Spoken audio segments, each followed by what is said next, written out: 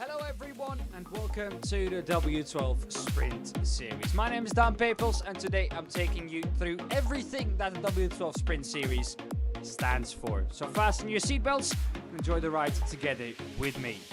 First things first, the W12 Sprint Series was founded in 2021 by professional racing driver Mirko Bortolotti, who won the DTM Championship in 2024. He came up with the concept aiming to combine the fun factor of driving unknown cars and tracks with a real-life race approach. This means having the ability to adapt to new situations quickly by having limited practice time, and more importantly, to provide the exact same preparation time to each competitor. The W12 Sprint Series takes place in the off-season, most likely on Mondays, consisting of 2 racing servers on each racing day. With more than 16 different car classes and more than 50 tracks, from the official draw, the uncertainty and variability makes this series unique. Also, the racing formats themselves are different. In Server 1, in fact, the action starts off with a 30-minute practice session before heading into a single lap one-shot qualifying. After that, the field will be split in 2 halves for the following 2 heat races, with the top 5 finishers advancing directly to the main race. A final consolation race for the remaining drivers will define the remainder of the starting grid, with all drivers competing against each other for the big points in the main race with a mandatory pit stop. Once Server 1 is complete, all drivers meet up in Discord to do a live draw for the next car and track combination for the second server, which will feature a more straightforward format consisting of a practice session and the almighty single lap qualifying, followed by an 18-minute main race. The event is rounded up with a top 18 reverse grid race of the same duration. Also, in this case, a pit stop is mandatory in both races, which triggers another important aspect of the W12 Sprint Series, and that is strategy. Since a couple of seasons ago, we also introduced the Silver Cup class, a classification dedicated to less experienced drivers who score points towards both classifications. Eligible silver drivers can easily be spotted on the live stream given their 3-digit race number and silver color badge. Last but not least, 2 more things worth mentioning. All car setups in the W12 Sprint Series are fixed, which means equal conditions for all drivers and all races will feature standing starts. Combined with an extremely competitive field of drivers, all ingredients are given to guarantee action. Don't miss it on our YouTube channel. I hope you enjoyed this little introduction with me. I'm Dan Papels, your W12 Series commentator, and I'll see you on track.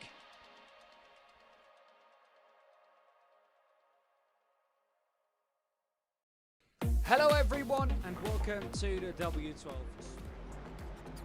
Good morning, good afternoon and good evening from wherever you may be in the world, and welcome to the W12 Sprint Series season number 8, week number 3. It's time to go racing once again on our lovely Monday evening. Let's kick the week off with a bang, shall we, in sim racing. My name is Dan Papels. Next to me in the commentary booth, I'm happy to say, again, will be Jan Linton. On the production tonight, as always for this season, will be Timon Klaus. Good evening, Jan.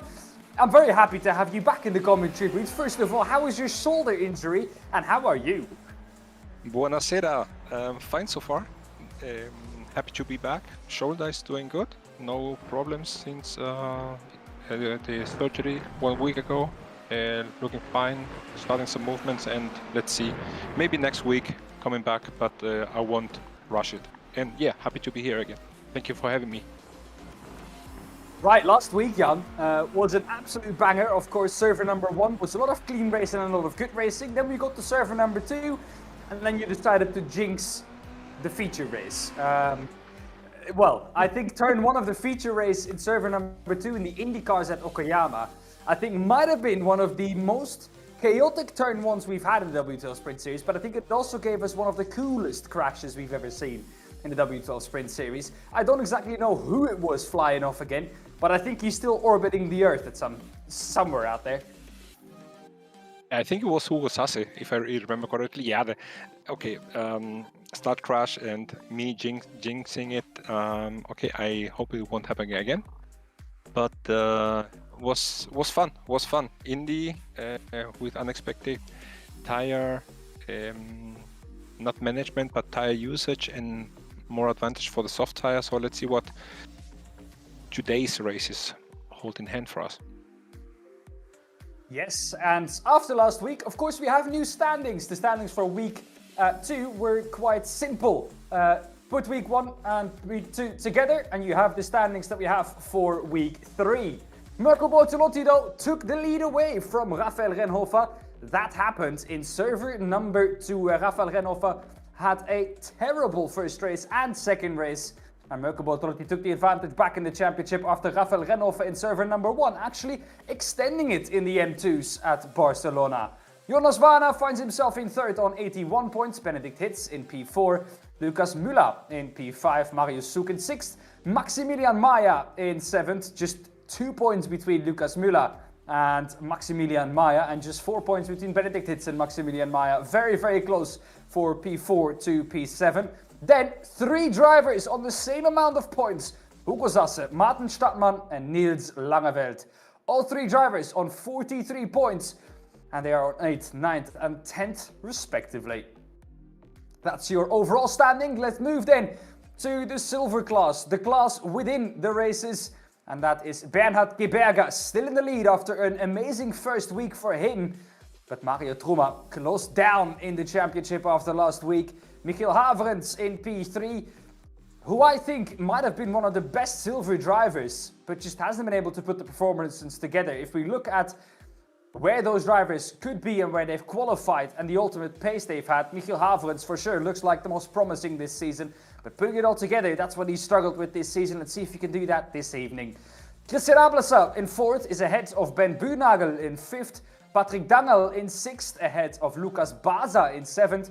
Then 2 points further down is Tim Opitz in 8th, Florian Stadtmann in P9, and Jan Lins finds himself in P10. All in all, I would say, Jan, both standings changed quite a lot from what they were in week 2, but nonetheless, I think it all got closer, and that's what we want.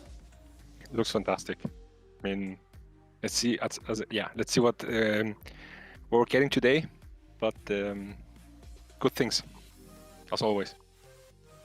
All right then, as you know, we're drawing 2 cars, and we're drawing 2 tracks first. We'll start with the cars, and the first car that is drawn is the LMP3 together with the Rallycross. Those are the 2 cars that are drawn. Onto the tracks we went, and that's the first tracks of the 2 that go into the final draw. It's taking a bit of time. There you go. Donington GP is the first of the tracks that goes into the draw. Rallycross is a 1-lap qualifying. The LMP3s is a 3-lap average qualifying. So for broadcasting sakes, let's hope we go to the Rallycross for that one. Let's decide circuit number 2 first, and that is Phoenix. 2 great circuits for, well, practically both cars. But first, before we decide which track we go to, it's important to decide which car we go to. Rallycross, the last time we drove that was at Magny-Cours. And well, I can tell you, it was quite a spectacle there. Lots of drivers struggling with it. Oh, and we're gonna get it today again. Rallycross at which track? That's what we're gonna decide now. Donington GP or at Phoenix? The answer is we're going to Donington GP with the Rallycross car. That's going to be an amazing race. And well, here we are then at Donington GP in England, of course, in Castle Donington. 4 kilometers almost this track. At the minute we have a temperature of 21 degrees. And as you can see on the right, there's an incident limit of 12x before you get a drive-through and an 18 incident limit before you get disqualification. Actually, I think we saw that come into play last week in server number 2. Where one of the drivers, I can't exactly remember who, got a penalty actually within iRacing. It was Maximilian Mayer. Yes, there you go. Maximilian Mayer got the penalty. He got a black flag and he got a drive-through. On the last lap of the race, couldn't hand in the drive-through. And because of that, well, he finished way down the order instead of finishing on the podium.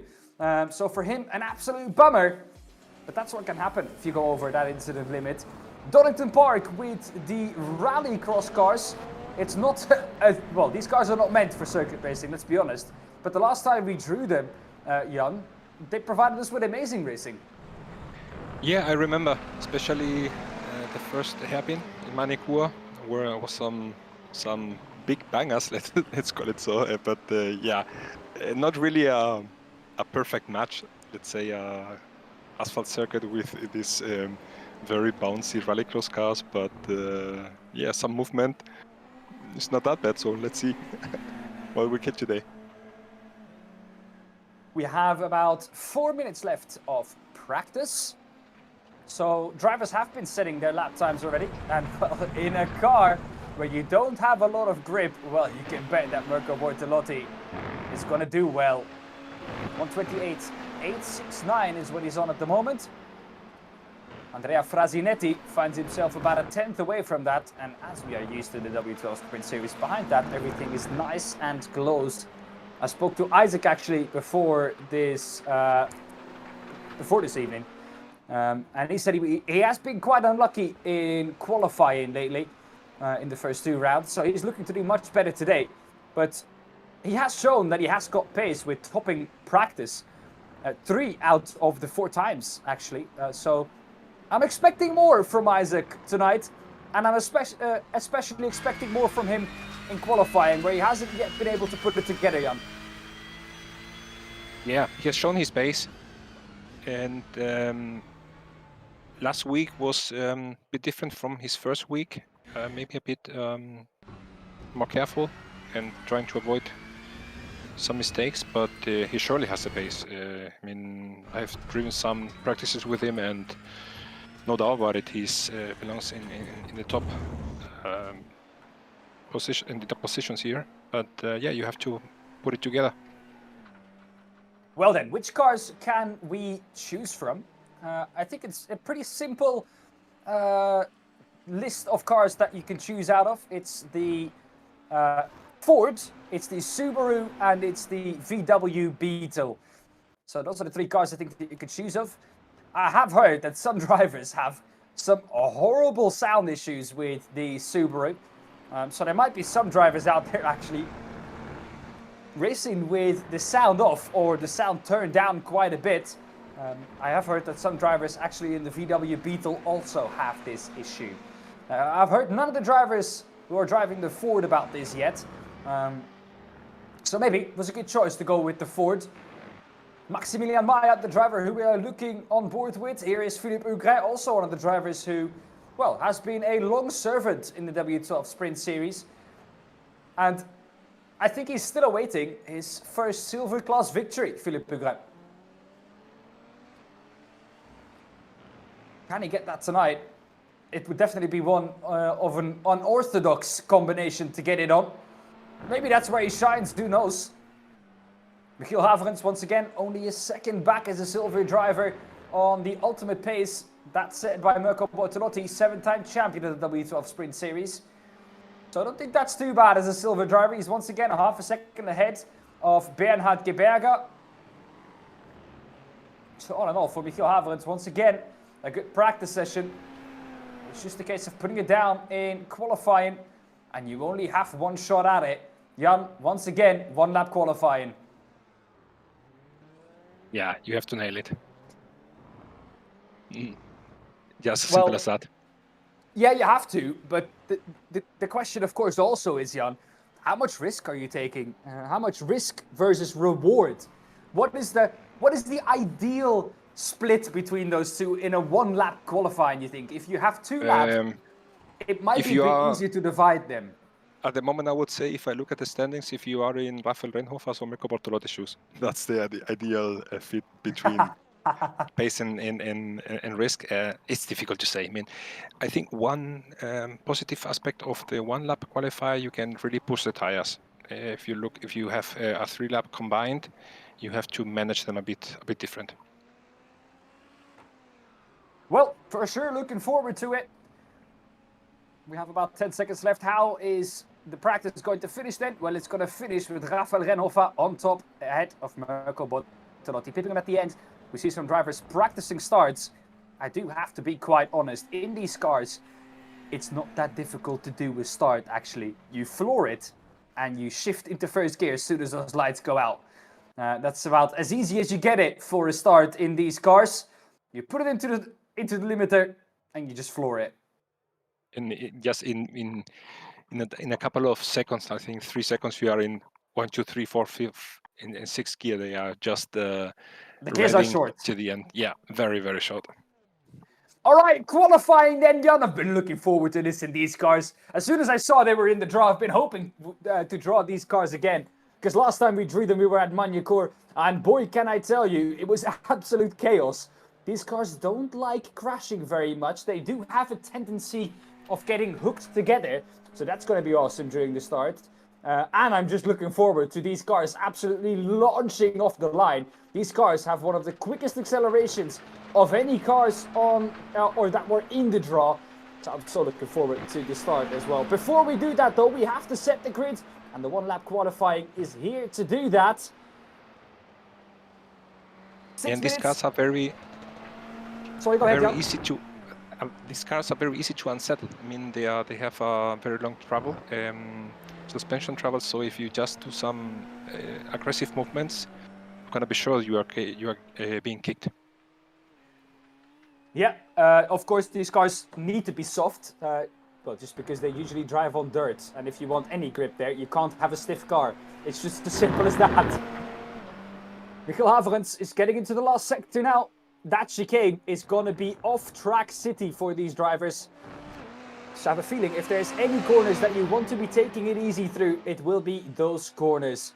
Before we do so though, I think it might be a great idea to go on board with Mirko Bortolotti here for a lap on board around this circuit in, well, what is quite an unorthodox car to drive around these parts of the track. He's going to set up nice and wide. He's going to get as straight as possible. He's going to absolutely floor it, and we're on our way for a lap around the Donington GP circuit. Bring it over to the left-hand side, down into third gear. You don't have to get into any of the lower gears in this car. The gears are quite short. Up to fourth gear, already up to fifth, going down the hill. Even using sixth gear here, Mirko Bortolotti having to lift in order to not wash out wide. Down to fourth gear for the right-hander, taking it nice and easy here, Mirko Bortolotti, maybe a bit too easy. But leaving a lot of room on the outside where there is an off-track. Once again here, are we going to go down to third gear? No, Mirko's going to decide to keep it into fourth gear. Now up the hill, the track's going to fall away from you here. You want to turn in before you get to the top of the hill, otherwise it's just absolutely torrential understeer in any car. And then it's a little bit of a break for the drivers. Down the straight we go, preparing yourself for what is a very tricky chicane. Make sure not to get an off track here. Don't hit the bollards or you'll get one. Mirko Bortolotti seemed picture perfect through there. 2 more corners to go now. Put it down into second for the hairpin. Round it off. Make sure you're as straight as possible for the exit. And then 1 more corner to go to round off what has looked like quite a safe lap for Mirko Bortolotti. Where is he going to put him? The benchmark is a 1:28.865 by Rafael Renhofer. Mirko Bortolotti, can he go top? No, he can't. Indeed, it was very safe. 4 tenths away from Rafael Renhofer. There's a lot of cars that can fit in between that in the remaining 2.5 minutes. Hendrik Augustin is the first one to put himself in between there. Andrea Frasinetti puts himself up into second. Mirko Bortolotti practices another start. And that gives us a good opportunity to see how soft these cars are on the springs. Bernhard Geberger, what can he do? His benchmark is a 1 minute 30. He's just a bit slower than that. 1 minute 30.2 for Bernhard Geberger. So he finds himself second place in the silver standings. Michiel Haverens once again looking set to take pole position there. But what a mega lap by Rafael Renhofer. The lap did look a bit safe in certain places for Mirko Bortolotti. And well, does he live to regret that? At the end of the day, it's just a couple of points that you only get for qualifying, and the grid is set in the heat races. But not getting pole, well, once again, losing points in the leading the championship. But as we saw last week, Jan, it's not about what you do in one server on the evening. It's about what you do in both.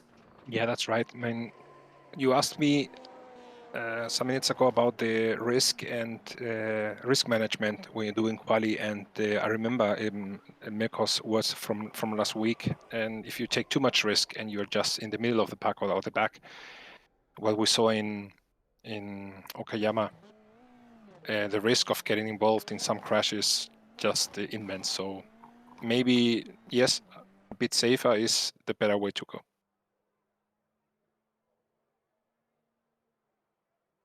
I think we saw Baza there down in P100. I can tell you, don't be worried, we don't have 100 drivers here today. God, that would be fucking chaos around this track. Jesus, I just dropped an F-bomb there. There you go. First one of the season. Well, luckily we don't have 100 drivers, Jan, because that would be crazy at the start. Going down at the turn 1 with 100 drivers. At least the track is wide enough. With the rallycross wouldn't be a problem. You know, I don't want to imagine 100 cars in the turn 1. Oh my goodness. Where would you look is my question. Okay, that's another problem. Yeah, exactly. Poor teamman doesn't know where to look if there's 100 cars on the track. He'll struggle to find the leader. Yeah. Well then, Rafael Renhofer, as qualifying comes to an end, has wrapped up pole position. And that means we now go into the heat races. Rafael Renhofer takes pole position there ahead of Henrik Augustin, Mariko Jordanovski in P3, Robert Hega fourth, Maximilian Maya in 5th, and Hugo Zasse in 6th. Martin Stadtmann in 7th, Callum Lux in 8th, Leon Blum in 9th, and Tim Opitz in P10. Winston Eckel in P11, and Philippe Hugret finds himself in P12.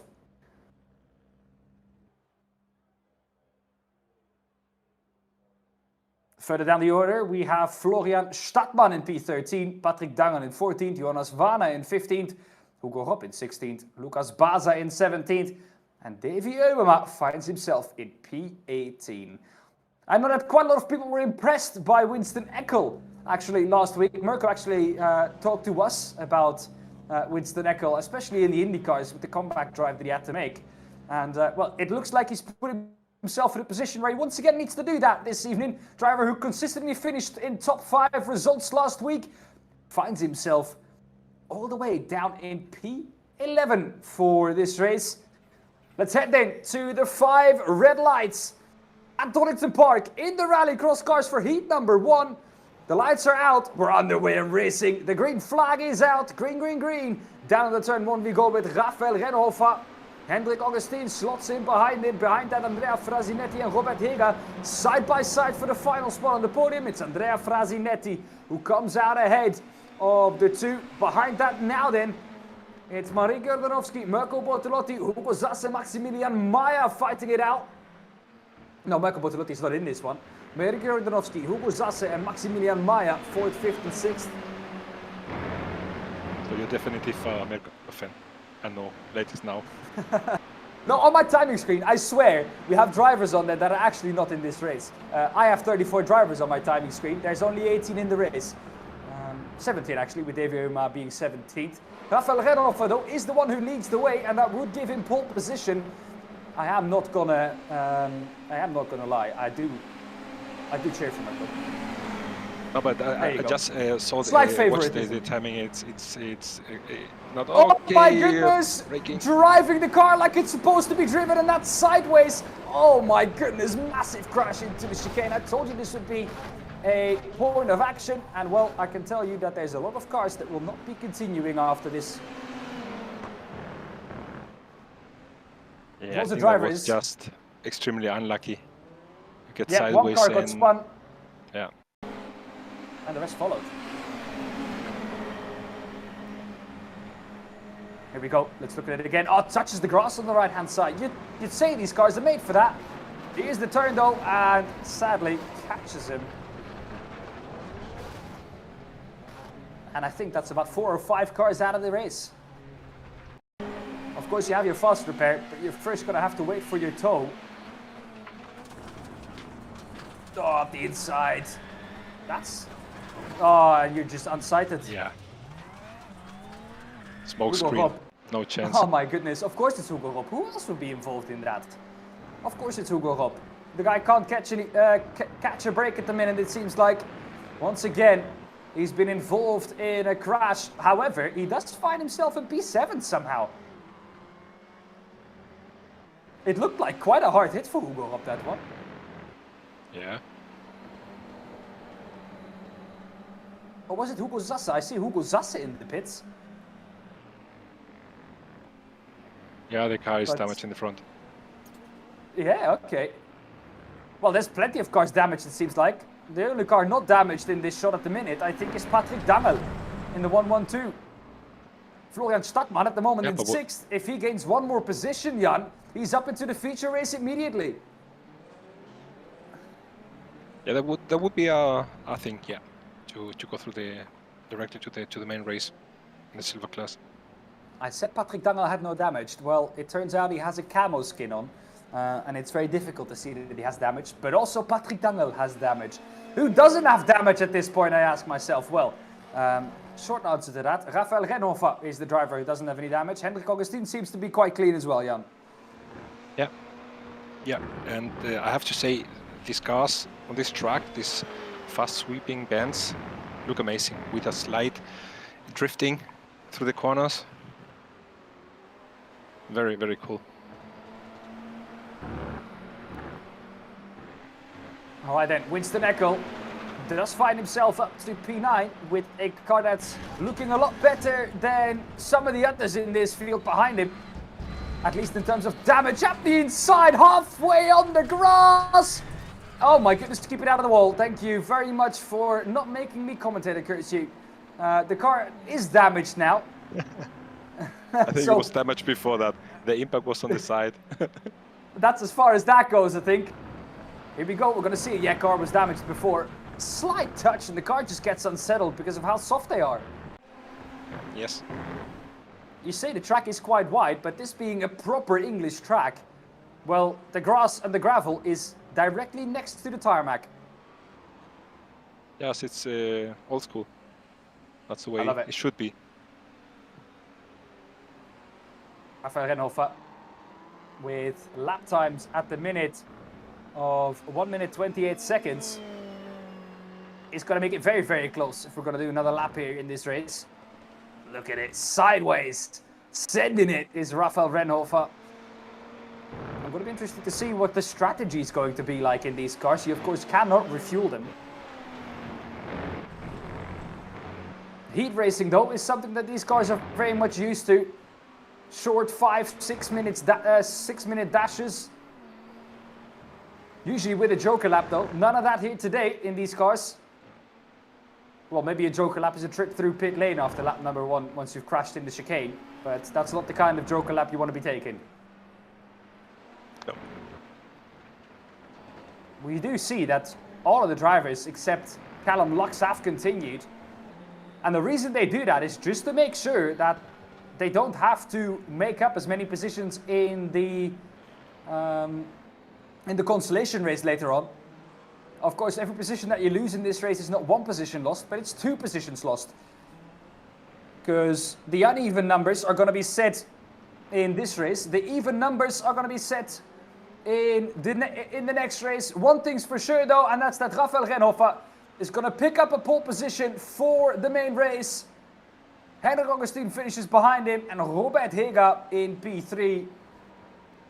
Maximilian Maya finishes in P4. And Leon Blum finds himself in P5.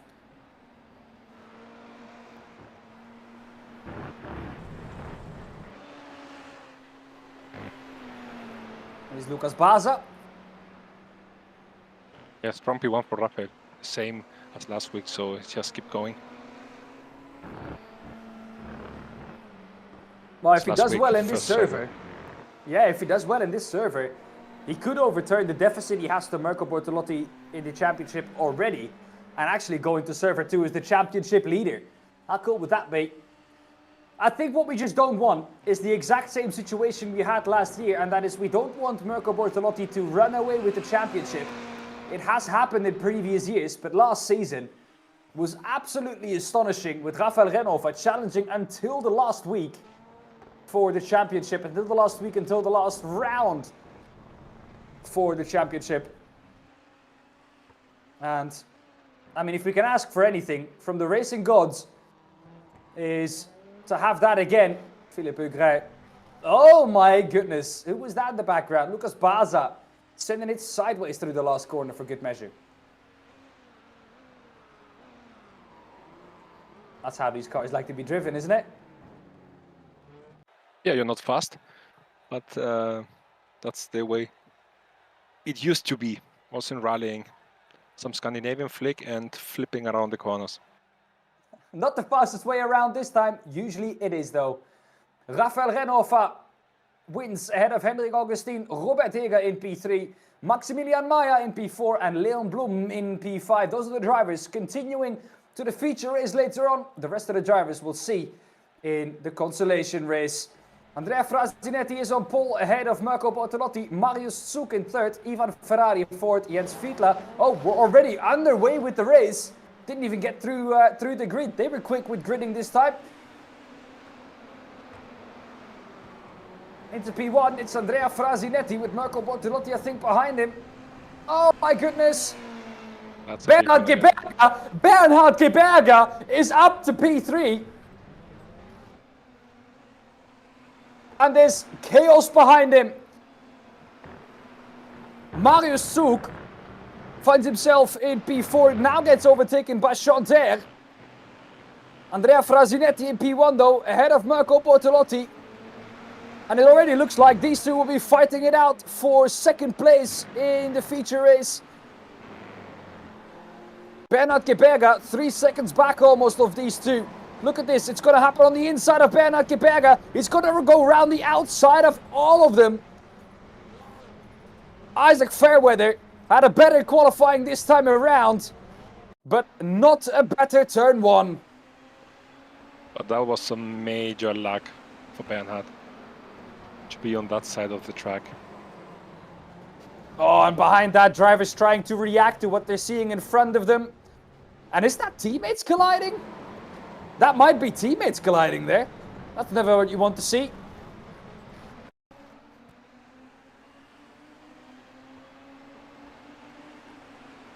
Christian Ablasser. We're going to see plenty of replays from this start because it was a crazy one. Here we go. Around he goes. Your Moment Racing. And who was that who hit him? Is it Michael Dullinger? Yeah, it looks like it. Also Your Moment Racing. Oh my goodness. Teammates coming to blows. Just nowhere to go. Just nowhere to go for Michael Dullinger. Unlucky for the both teammates. Usually you would say rule number 1 is don't hit your teammate. But if you don't have anywhere to go, it's difficult to keep yourself to that rule. Mirko Bortolotti is still 6/10 behind Andrea Frazinetti. We're going to see another replay here from Mario Truma. This is going into the chicane. Big defense. Turns into a big dive. And that is round he goes. And then trying to spin turn the car, which doesn't go very well. Chanter also off the track. Hold your brakes. Don't come back on. Oh, he's going to find the wall. Yeah, well done from both. Yeah, I think a little bit less well done was the fact that Chanter found the wall after he tried to get going. Mirko Bortolotti though gets up into the lead. Does a power slide coming out of the corner. The car allows it though. He has the inside for the last corner. Is Andrea Frazinetti going to try and do the over-under? He was trying it. Mirko Bortolotti doesn't allow it and he's up into the lead. But I think Andrea must have done mistakes somewhere because it was, I think Mirko was 6/10 behind him. And to close it up just by that. But regarding the two spinners at the chicane, Chanter and I don't know who the other one was, but good rejoining or good overview when after spinning.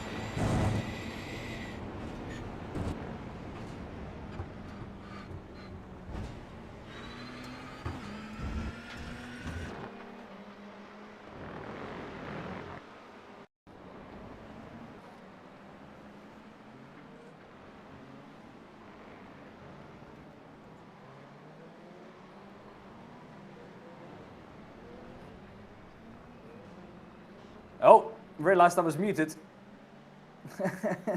Chanter finds himself up the inside, but I think that was a little bit too late.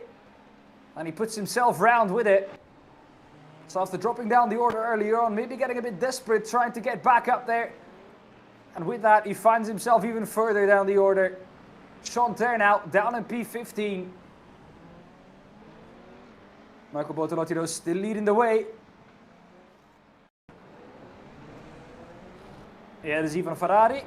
He's coming out of the second to last corner onto the grass. You don't lose too much time, I think, actually, with these cars. And up the inside he goes. Car ahead goes wide. Better line. Not the better exit, though. Marco Bortolotti nice and sideways coming down the hill. We love to see it. That's exactly the same as we actually saw.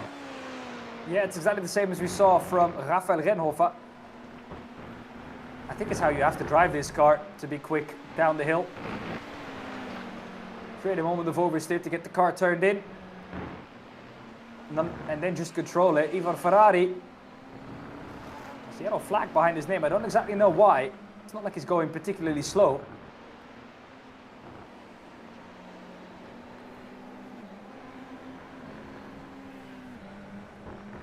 But the gap from Bernhard Geberger to Andrea Frasinetti and Mirko Bortolotti, 4.2 seconds. Andrea Frasinetti also losing time on Mirko Bortolotti. But this is your silver championship leader in the championship as he is in the race. And we're coming around to finish this race. Mirko Bortolotti, though, is going to come to the checkered flag first. And Andrea Frasinetti is going to follow him in second. But Mirko Bortolotti will be on the front row for the feature race, next to his championship rival Rafael Renhofer. Bernhard Geberger, together with Herzog, Mario Herzog, excuse me, is going to go into the feature race immediately. Two silver drivers up there directly. Yeah, very good results from the silver drivers in this that was a great picture. I have a feeling I know who that was.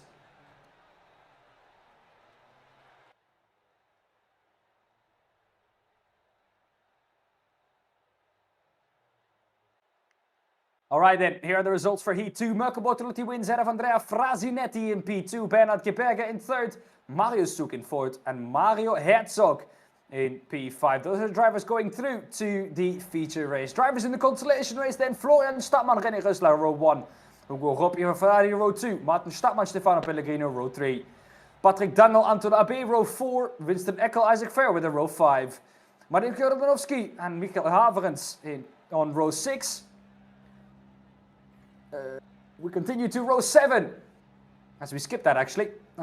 Anyways, Philippe Rij 15th, Jens Fiedler 16th, Lucas Basel 17th, Christian Ablesa 18th, Timo Pitts 19th, and Chanter in 20th, Hugo Zass 21st, Michael Düllinger 22nd.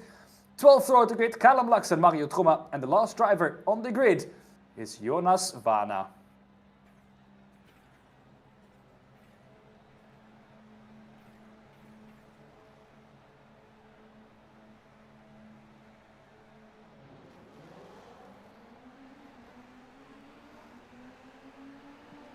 Green, green, green for heat number 2.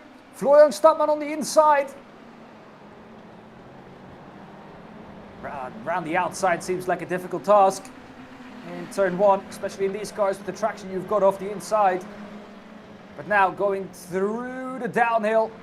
Tricky part of the track is getting it back over to the left. Before you jump into the right-hander, you want to get it to the inside for the camber. Stefano Pellegrino has gone round and it seems like he's left himself with a lot of work to do for the feature race.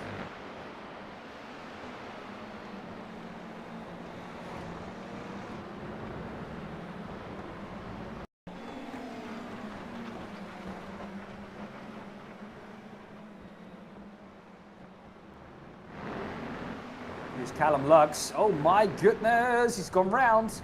Everyone managing to react to it and to avoid it. That's not something I expected with the speed they were carrying. They are all bunched together, so these first couple of laps will be interesting. Oh my goodness! You see what such a light hit does, and then drivers just completely ignoring the yellow flag as well. Neither do I think Hugo Zassa held his brakes at any point there. But big crash there up the hill. And I thought we avoided most of the chaos, but look at this. Tiny touch has big consequences. It's actually two separate incidents. And the 6 is very, very lucky. No, I do think Hugo Zassa kept his brakes there. But it was just pinballed around. He was stuck in the middle of the track. Driver's not reacting to the yellow flag at all. But the 6 was very lucky to get around that. He was the 6.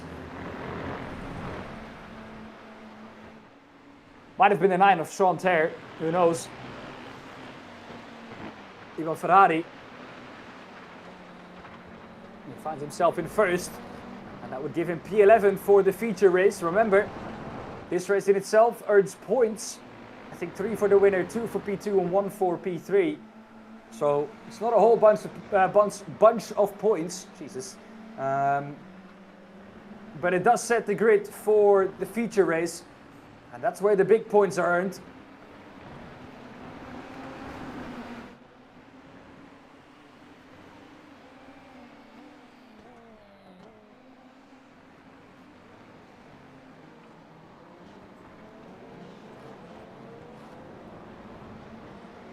He's trying to make his way up the order as well.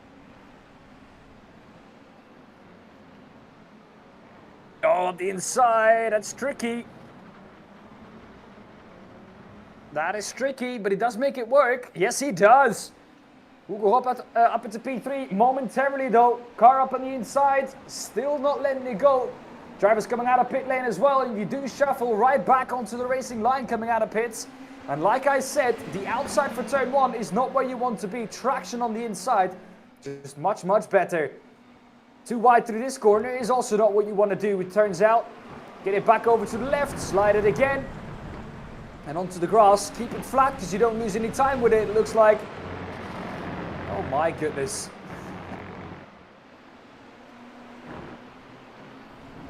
Hugo Rob, I did say was doing an incredible job, but he's dropped down the order again, down to P6. Still could be worse after what we saw.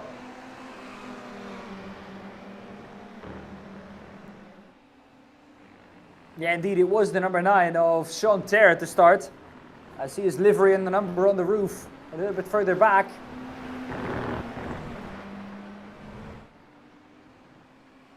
And he was lucky to avoid that crash at the start. Around the outside once again. The outside doesn't seem a place where you want to be with this car. The long way around just puts you with too much work to do. And this is for third nice place. Fight back. Nice fight back to into the last corner. We have a brother fight inside. Florian and Martin Stadtmann. This is for second place. Silver driver Florian Stadtmann at the moment in P1. It's not going to be a nice family Christmas if he spins him round here. Oh, this is a great battle though between the two. Up the inside goes Martin Stadtmann. The outside now for the downhill right-hander. And once again, Florian Stadtmann manages to keep that car in P2. It'll give him 1 extra point going into the feature race later on. Martin Stadtmann has to look further, I think, than just this race. Will start alongside his brother, Florian Stadtmann.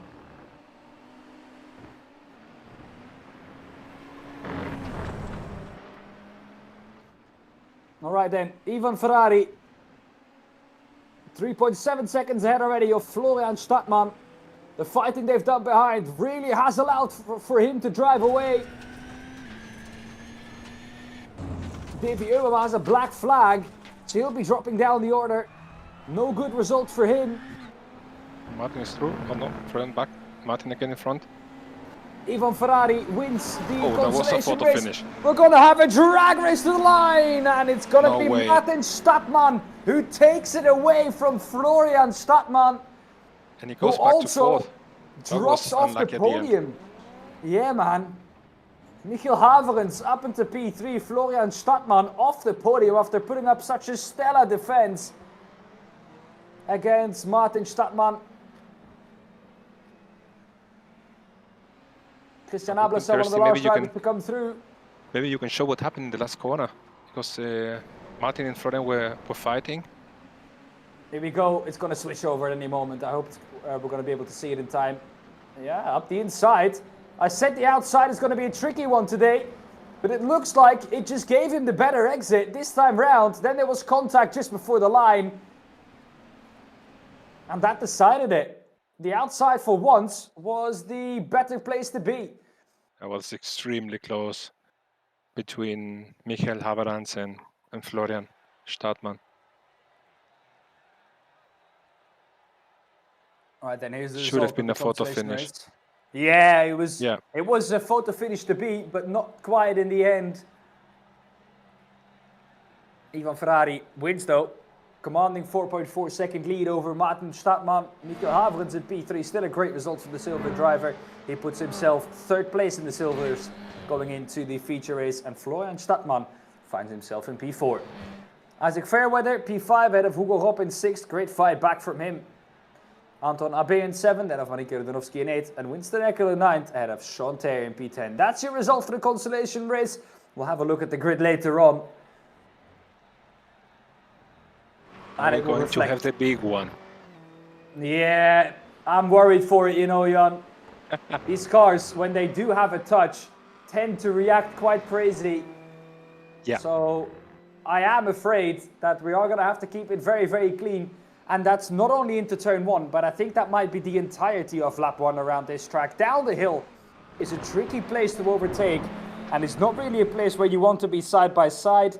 The right-hander up the hill is fine, but then the section after that, once again, if you're single file, it's not easy flat out even. So being side by side is for sure going to bog you down. It's going to make others behind bog down as well. So that's going to be a tricky place as well. And then, of course, the chicane later on the lap. Also a place where you do not want to be side by side. So that first lap going to be extremely crucial. And what's going to be even more crucial for the drivers on the front row of the grid to get a good getaway and get away from the chaos behind.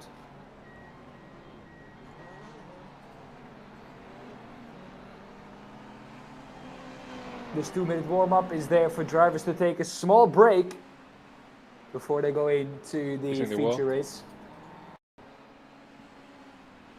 Oh my goodness, Winston Eckel. Yeah, good one. Yeah, but okay, in the rules there's not, you know, after the race, you shouldn't do that. It's just, let's say, warm-up and not at the end of the warm-up, so. I don't know, I was going to say, technicality there. If it says race, this is not technically a race. All right. Anyways, Rafael Renova in P1 ahead of Mirko Bortolotti in 2nd, Henrik Augustin in 3rd, Andrea Frazinetti in 4th, Robert Hega, Bernard Geberger row 3, Maximilian Maya, Marius Zug row 4, Leon Blum and Mario Herzog row 5, Ivan Ferrari, Martin Stadtmann is row 6, row 7 is Michael Haverens and Florian Stadtmann, Ivan Ferrari and Martin Stadtmann find themselves on row 6. Isaac Fairweather and Hugo Ropp find themselves on row 8. Anton Abe and Marike Rudanovsky find themselves on row 9. Winston Eckel, Chanter, row 10. Patrick Dangel and Michiel Deulinger, row 11. Row 12. Timo Pitts, Philippe Ugrij, Mario Truma, Christian Ablasa, Lucas Baza, Davy Euwema, Christoph Hatos, Callum Lux, Stefano Pellegrino, René Rösler, Hugo Zasse, Jens Fiedler, and Jonas Warner rounds off the grid. There's a jump start in the back already. And that is for Bernhard. That's for Bernhard Geberger. That was your leader, I think, in the silver class, who's just dropped down and has gone back to pit lane. Rafael Renhoven with a good start at the front of the field. Mirko Bortolotti follows him through. Is everyone going to stay clean behind that? Mirko Bortolotti under pressure from Henrik Augustin behind. Andrea Frazinetti ahead of Robert Hega in 4th and 5th. Maximilian Maya then in 6th. Ferrari and Herzog fighting it out. Just in front of this battle. But it looks like quite a clean first lap here. Rafael Rennhofer though has already got a second to Mirko Bortolotti. Massive start from Rafael Rennhofer. Great opening lap for him.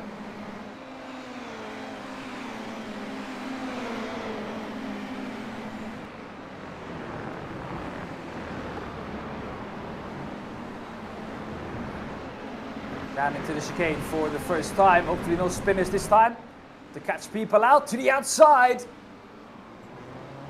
Robert Hega keeps the place. The inside, don't go deep now. No, parks it on the apex. Really powerful thing to do in this car, as there is the contact. Anton Abe finds himself off to the right hand side. Watch the rejoin car off on the left as well. Who's coming through the middle? Up the inside. Hugo Zasse. And the number 8 goes through. Both drivers behind him had an off-track moment. Because of that, through he goes. Rafael Rennhofer will try to lean on that gap that he has already. Second is the gap. And Mirko Bortolotti still under pressure from Hendrik Augustin behind him. We've seen a bit of a trend though. Ooh, we got Ferrari with potentially a slowdown. Yeah, he slowed down for Ivan Ferrari. That's what the yellow flag indicates on the left-hand side then. Yeah, and again, Rafael Rennhofer is a copy paste from last week. Sorry, I hope I don't jinx it, but it's very similar to Server 1. Oh, Isaac Fairweather, nice chicane that's for sure going to be a slowdown. Oh my goodness. That's going to hurt. Yep, leaves the inside open for drivers to go through. Very well done, Isaac. Well, not the slowdown, but at least on how he's serving it. And there it goes. And instead of being P13, he's P15, gets P14 back rather quickly though. Oh, Winston has had a moment. I can see the timing tower. Robert Hega is going to try to get through on Mario Zug. And Mario Zug fights back though, up the inside, contact. Then the inside for Hega again. And that gives him P6 ahead of Mario Zug. Maximilian Meyer finds himself in P5. He's about 2 seconds ahead of this battle. There he is. Hugo Roth up to P10. What a mega opening lap he's had. It didn't look great for him in the heat race, but he's come back once again to P10. It's something that he's have to do quite often. Hendrik Augustin, I think he got a slowdown and now he lost the place to Andrea Frasinetti.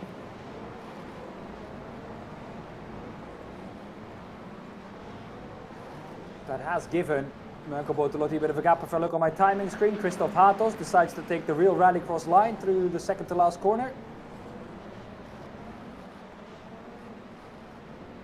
This corner is so easy to take goodness, it, to get it wrong. That's what I said about unsettling the car. Yeah, so bumpy, so jumpy. Look at this thing, Callum Lux on board with him. He's going to go into this corner on his own. Way too fast and then, Oh my goodness! The car just decides that it wants to flip. That's the same you see in the normal rallycross tracks. You are jumping all the time, but they are so easy to unsettle when you're landing. So, but another thing, Mario Herzog, our top silver class driver, P8, sorry. Yeah, he's had a good race so far. Florian Stadtmann as well. And then in P3 in the silver class is Patrick Dangel. Yeah, and Michael Haverlands, only P18. And Gerhard Gerberger, no. Yeah, he had to reset, after I think, the jump at the start start of the race. He went into pit lane. And Bernhard Geberger is P24 at the moment. Oh, that's a massive blow. He is down 18 positions from where he started. It looked like another great evening. But just like Piastri, the pressure is getting to him and he made a jump start. Hendrik Augustin in P4, ahead of Maximaya. Leon Blum, Mario Herzog is the next battle, 7 and 8.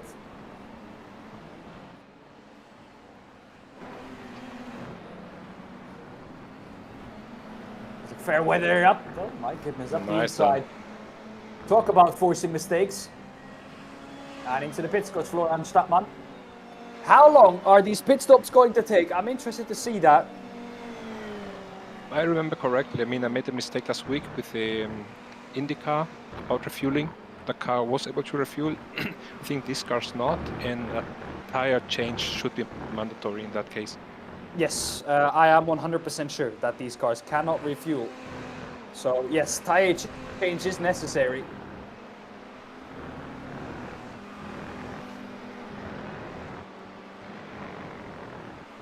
Hendrik Augustin finds himself in P5, the first driver to have pitted already. Oh no, that's Bernhard Geberger, but of course his pit stop doesn't count because he started from the pits, so he's going to have to pit again.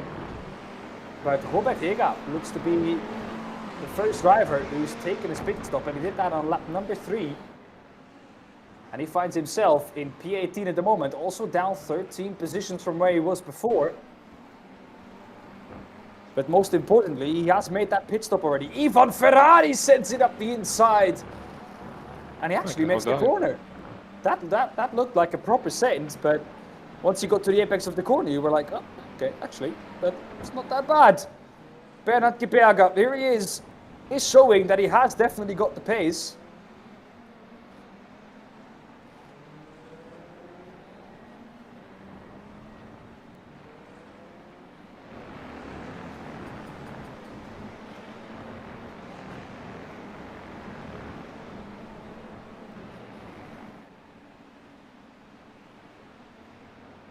As we have more drivers going into the pits to make their pit stops.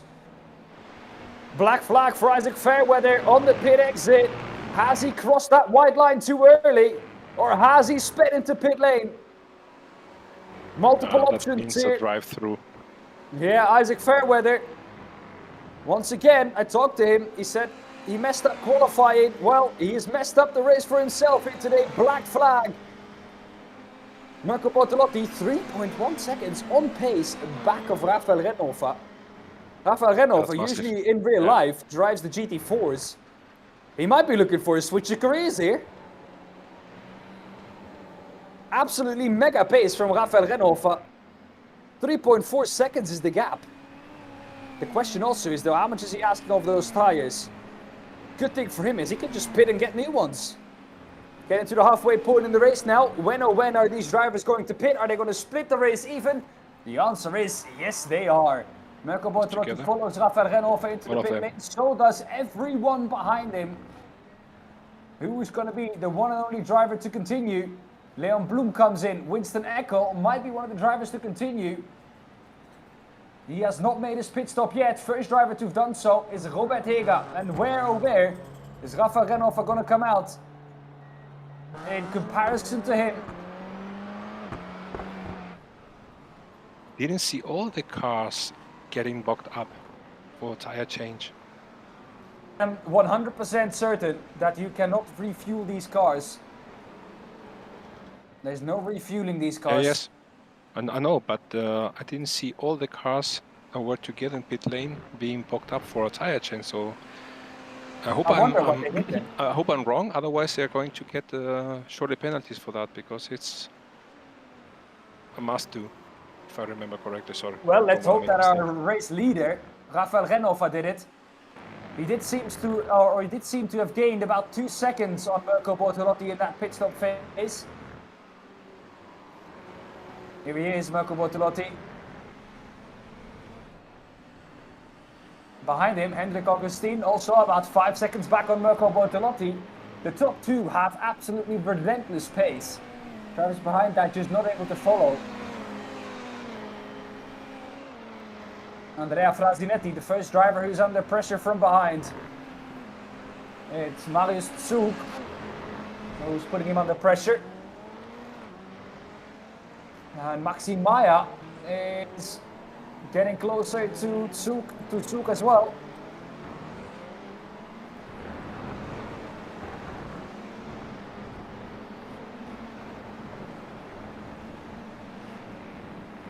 Maximilian Maya, I have to say, as a rookie in the championship, has shown himself. He's done really, really well. Marinko Radanowski up the inside of Michael Döhlinger. And he takes that place away from him. Leader in the silver class after all the pit stops have been made is Mario Herzog and Florian Stadtmann. The gap there, 6 seconds. Or about 6 seconds. Winston Necker up the inside. After dropping down the order earlier, Robert Hega has it slowed down further up ahead. So does Philippe Legrand. That's going to give Winston Necker a bit of a buffer.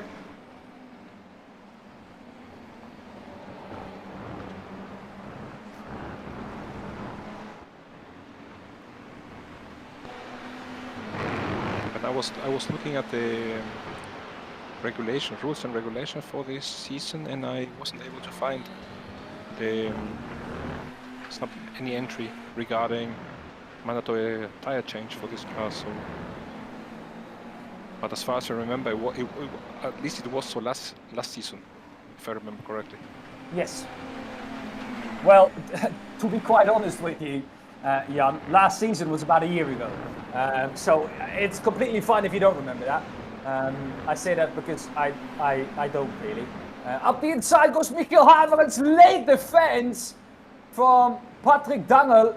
Or is that Hugo Zasse? It's Hugo Zasse who's trying to go up the inside of Michael Haverens, though does make it through on the inside, gets the traction. Very, very late defense from Hugo Zasse. But it works out in the end. He's going to try the up and under, and that is a mega move! Mega switch back from Hugo Zasse. That is what we love to see. The number 8 goes back through on Michael Haverens, and he loses another place to Patrick Dangel as well. But that was some really nice racing into the hairpin and then last corner. Yeah, that's man. what I want to see. I mean, that is a textbook switchback. You're not going to see it better than that this season. Let's have another door look. racing and just This is Davy respecting the other. What's going to happen to him? He's going to go round. Oh.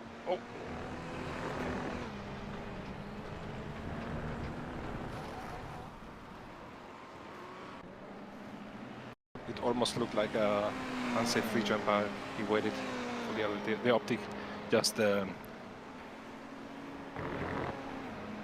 spooked me.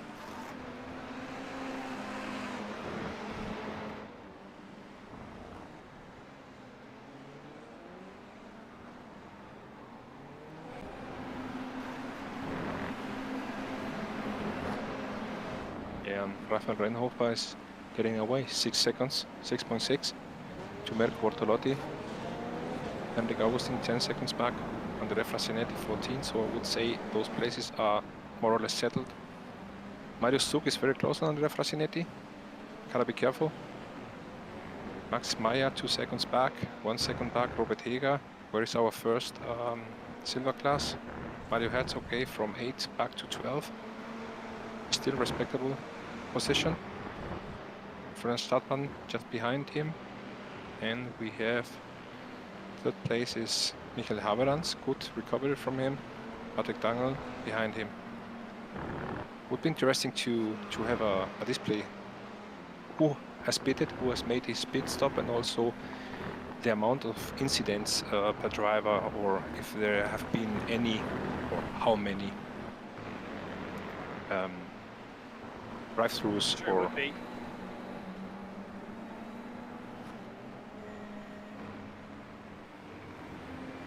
So, can you hear us, Anne? Do we have maybe some Yes, issues? we have contact. My microphone decided to give up. Yeah, I thought that there could be something, so that's why I jumped in. Yeah, thank you for that. That's why you're here, Jan. Thank you. Rafael Reinhofer is driving away from Mirko Bortolotti, but Hendrik Augustin is also getting closer to him. On the right-hand side of the timing tower is the gap. On the left-hand side was the interval. And now the amount of laps that they did before they pitted. So loads of drivers in the top 6 basically pitting on lap number 6. Drivers behind that, it's a bit more variation. Lap 3 we're seeing a lot. Lap 4, lap 5 is only 2, I think. Marius Zug though on the rear bumper of Andrea Frasinetti. This is allowing Hendrik Augustin to drive away as well. Michiel Haverens finds himself in 15th. Still with work to do. He's just one position away from the silver lead. And that was a mega move from Michiel Haverens. That might be one of the highlights. Yeah, but also Florian played along, because I think he must have lifted, otherwise he would have went wide into Michiel. So up for both.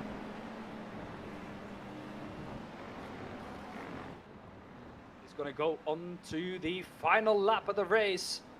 That was a fast one. Yeah, that did not feel like 18 minutes, that one, let me tell you that. But 7.5 seconds is the gap to Mirko Bortolotti, and that is not often that you see a gap that big on pace to Mirko. Now, let's be honest, this is quite an unorthodox car, not a car that you drive a lot. But I think that will count for all of these drivers. Hendrik Augustin. Maybe he has a slow puncture. Who knows? I know we don't have that feature, but... Andrea Frasinetti is going to find himself in P4 at the minute ahead of Marius Zug. Hendrik Augustin, I think, is quite safe for the last spot on the podium. Patrick Dangel, he finds himself in 4th place in the silver class. But he does have 3rd place right ahead of him, Florian Stadtmann. Patrick Dangel, there it is, Marius Herzog. And Mario Herzog finds himself with a black flag. And that black flag means that Michiel Haverens is going to go up into the win for the silver class. Mario Herzog is going to drop down massively. Michiel Haverens is 2nd in the silver class. Meanwhile though, Rafael Renova has been the class of the field here at Donington. He comes home to take the win in the rallycross at Donington Park. He has been dominant. Behind that though, Mirko Bortolotti, a gap of 8.3 seconds. It's not often we can say that. And that is Very genuine impressive. and on pace. Really Hendrik very impressive, Augustin Rafael.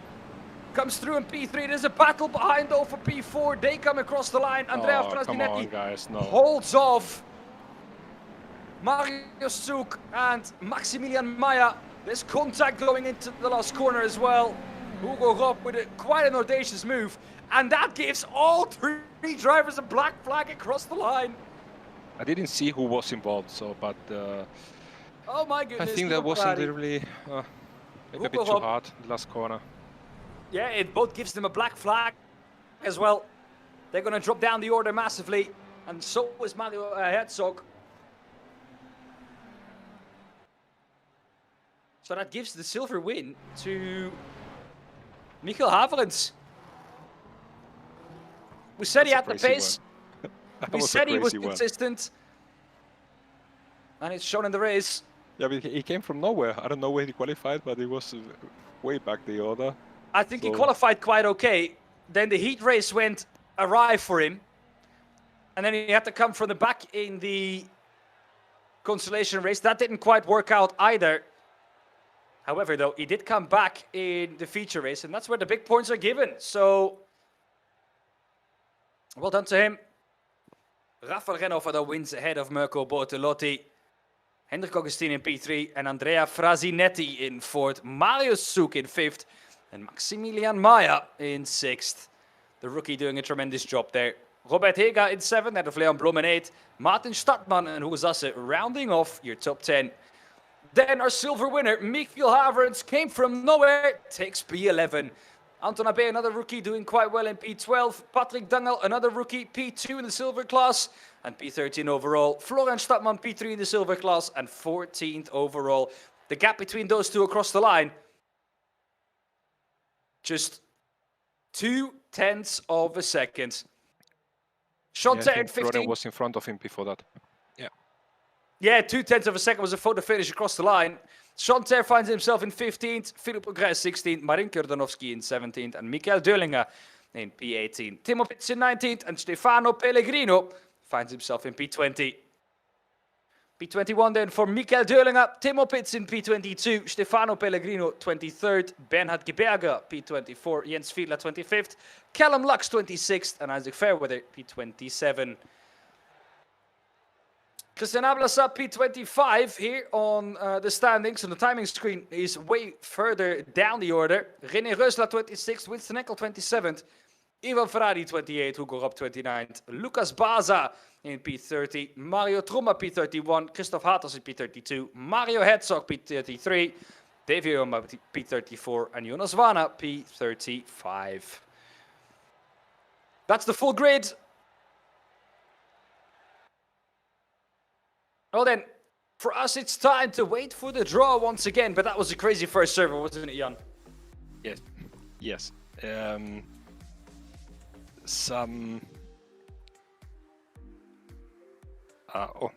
Again, out of words. Yes, was a crazy one. And also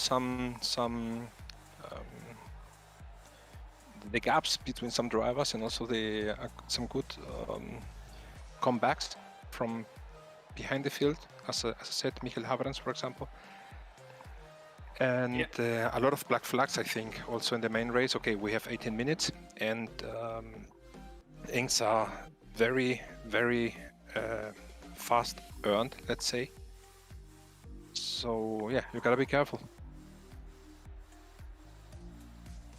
Well, that's it though for server number 1.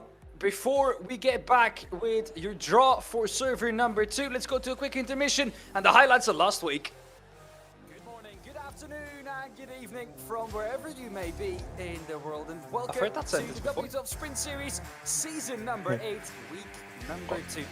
It's green, green, green for heat number 1. Rafael Renova, great start for him. Yeah, mate, my knee is starting to hurt, so I think I'm gonna take a painkiller now. And I have a lot here, Tilidine and ibuprofen, my friend. yeah. I can feel you now. I should have shut up earlier when I said it doesn't hurt. Yeah, man, it's sometimes when I... Through the final corner. Okay, gap is up to 2 seconds. Go up there. And he finds himself as a winner in heat number 1. Good start from Lucas Müller. Mirko Bortolotti slots him right behind him. Behind that though, it's side-by-side racing. Winston Eckel.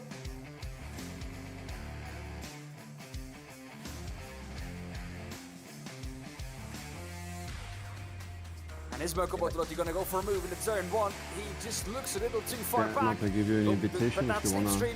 He is giving him a run. Go ahead. He thinks the better of it. Hi He guys. also knows that, Just a quick question, I was unsure. I have no experience with pit lane starts, and I know from the normal races and the official racing service that there's like a countdown, and once the grid passed, it releases you, and this didn't happen here. Now it just said pit exit closed, and I waited forever sitting in the pit lane. So you need to utilize all of that grip, but don't use too much of it. Yeah, Callum Lux finishes P1. There you go. He's sitting on the fence, getting splinters in his bum. Rafael Renova, in the meantime, though, has taken the start of this race. Mirko Bortolotti follows him in second. Jonas Vana fourth. Lucas Müller fourth. Benedict is fifth. Winston Eckel in P6.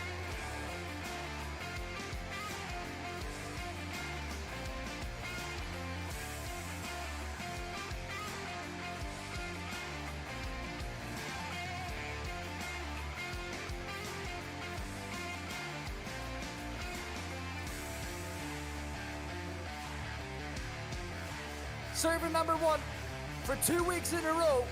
He's going to set a massive step towards that. Rafael Renova wins at Barcelona.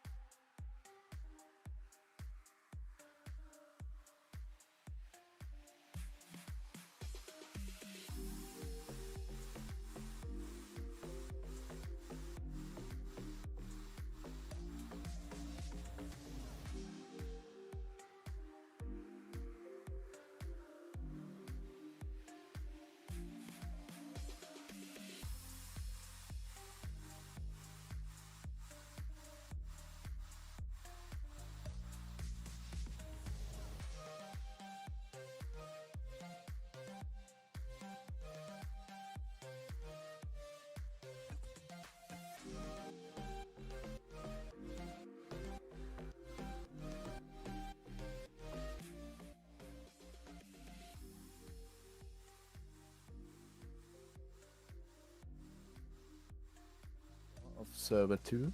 So I'm sharing my screen. So since we were running the rallycross in server 1, the group B cars are not part of the pool for the draw. So, and also Donington was removed, and we can start with drawing the first car.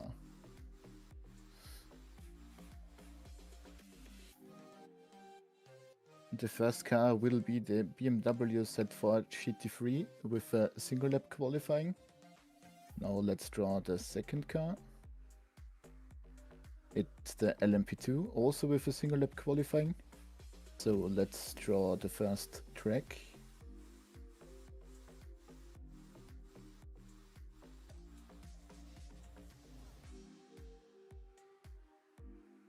It is Monza.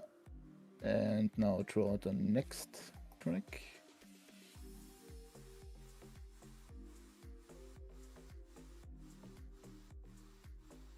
It is Chicago Street. And now we are drawing the final car combination, which we are using. It's the LMP2 with a single lap qualifying. And now we are drawing the track, and it's Monza. So it's LMP2 with a single lap qualifying at Monza. Have fun and see you on track. Yes, see you next week, guys. All the best. And I think Dan wanted to say something quickly. If you could wait for a second, please. Can we invite Dan quickly on the stage? Yeah. I cannot find him. No, it should be here. Yeah, I just wanted to remind everyone of the interviews between the start of qualifying in server 2 and the practice. We would like to do the interviews, just a reminder. Yeah, maybe it's good if you ask the people directly. I don't know who you want to have on stage, but I would say also some drivers from Silver Class would be good. Yeah, I'll send them a message now. Perfect, thanks. Thank you.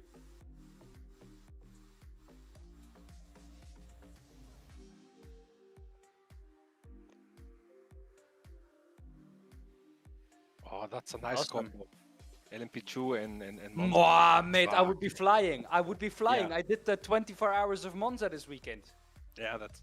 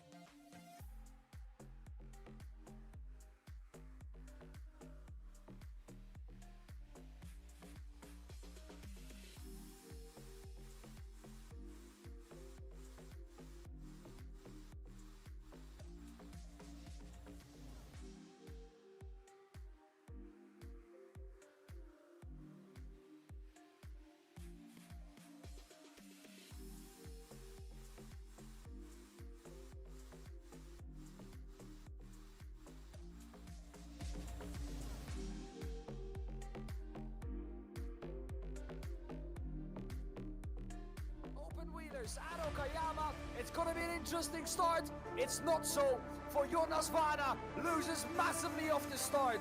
Massive wheel spin for him. Here's Jonas Varna down to P9 already from P2. Mirko Bortolotti gets a mega start.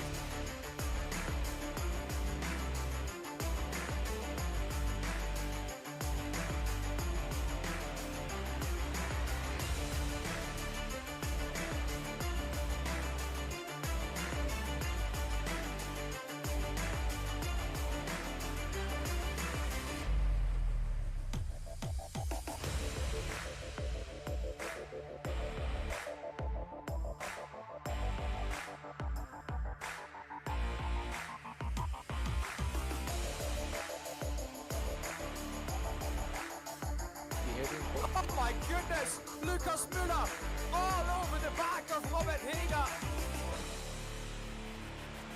Oh, that was a tie one with the finish. Mirko Bortolotti wins and a Ben hits. Marius Zug in third. Oh, once again a bad start for our driver. In P2, big crash already off the start line. As in the turn. Oh, goodness. Oh my goodness! Massive crash. Car spinning out of control behind that. And that's that car spinning completely out of control. Look at that.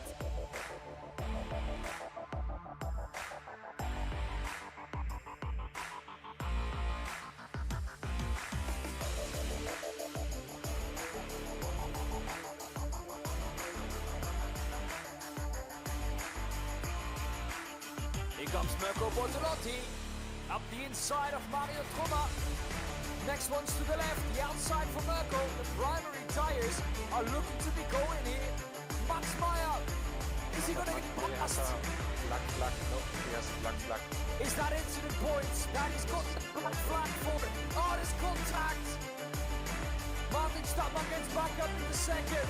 But Maximilian Paul wins the reverse grid race at Okayama.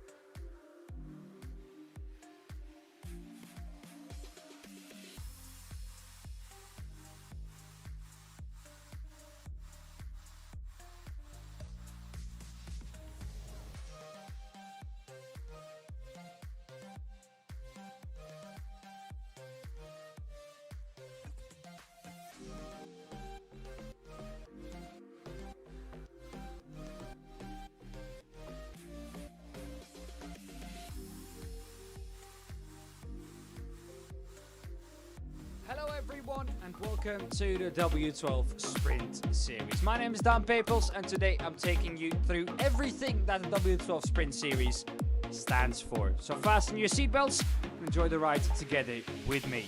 First things first, the W12 Sprint Series was founded in 2021 by professional racing driver Mirko Bortolotti, who won the DTM Championship in 2024.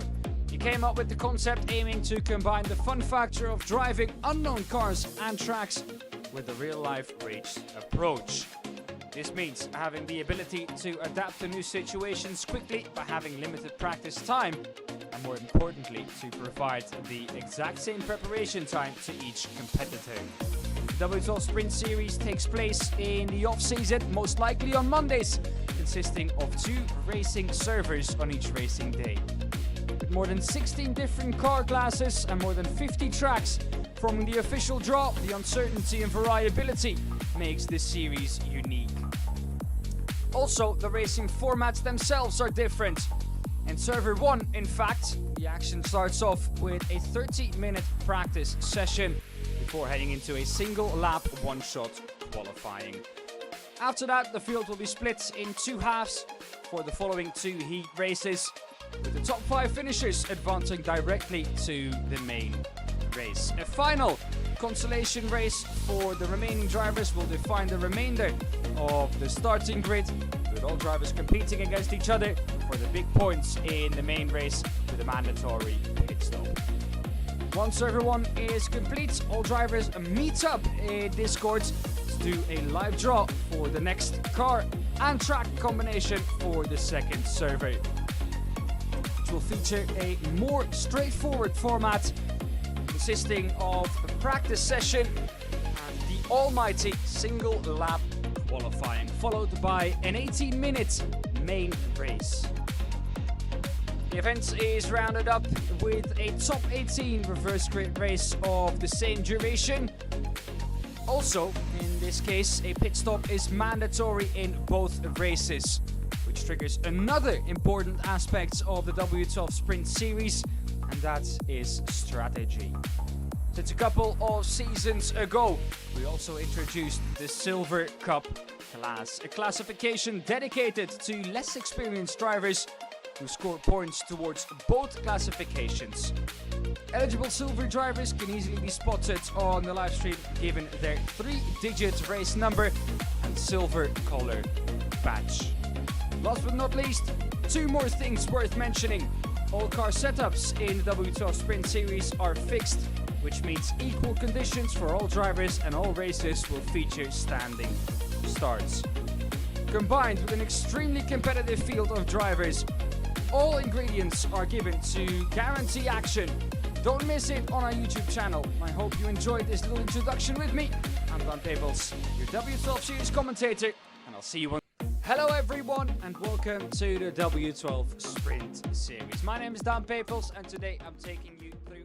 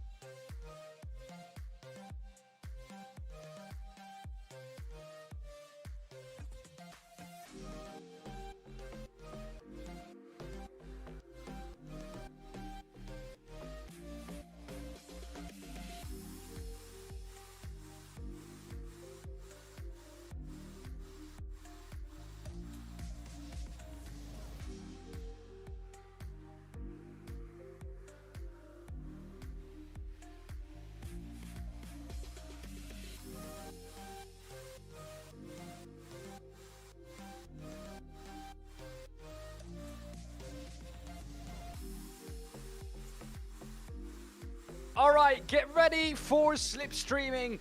We're on Monza combined. We're on bankings, the highest bankings in Europe. And we're on the historic Monza bankings, of course. Well then, LMP2s is what we are driving. So it's going to be nice and flat out around the bankings as well, especially at the top. And, well, we talked about it last week. Me and Timon, our producer and me, we're NASCAR fans, so we're used to ovals. We don't want to talk about the season finale, though. What we do want to talk about is the fact that this track is 10 kilometers in length. And, oh boy, it's going to be a good one. When I saw the draw, I was like, oh, man, I wish I could have driven, because I actually did this exact layout. Or not this exact layout. I did the normal layout, the normal GP layout. In the 24-hour race, actually, this last weekend in iRacing. It was an official 24-hour race in the Global Endurance Tour. And yeah, we had quite some decent pace. Finished P3 in top split, so I think we could be quite happy with that. But I would have loved to have driven in this combination. Congratulations to that. Nice done. Sorry, Jan? Congratulations to P3. Thank you very much, yeah. If we look at general results that I personally have had in iRacing, a P3 in top split in quite a big event is for sure a highlight. Yeah. Yeah. And yeah, please. All right then. Since we are in server 2, we can now go to the interviews for server number 1, and I think we'll start with the driver who had to start from pit lane in the race, and that's why he reset back the pits.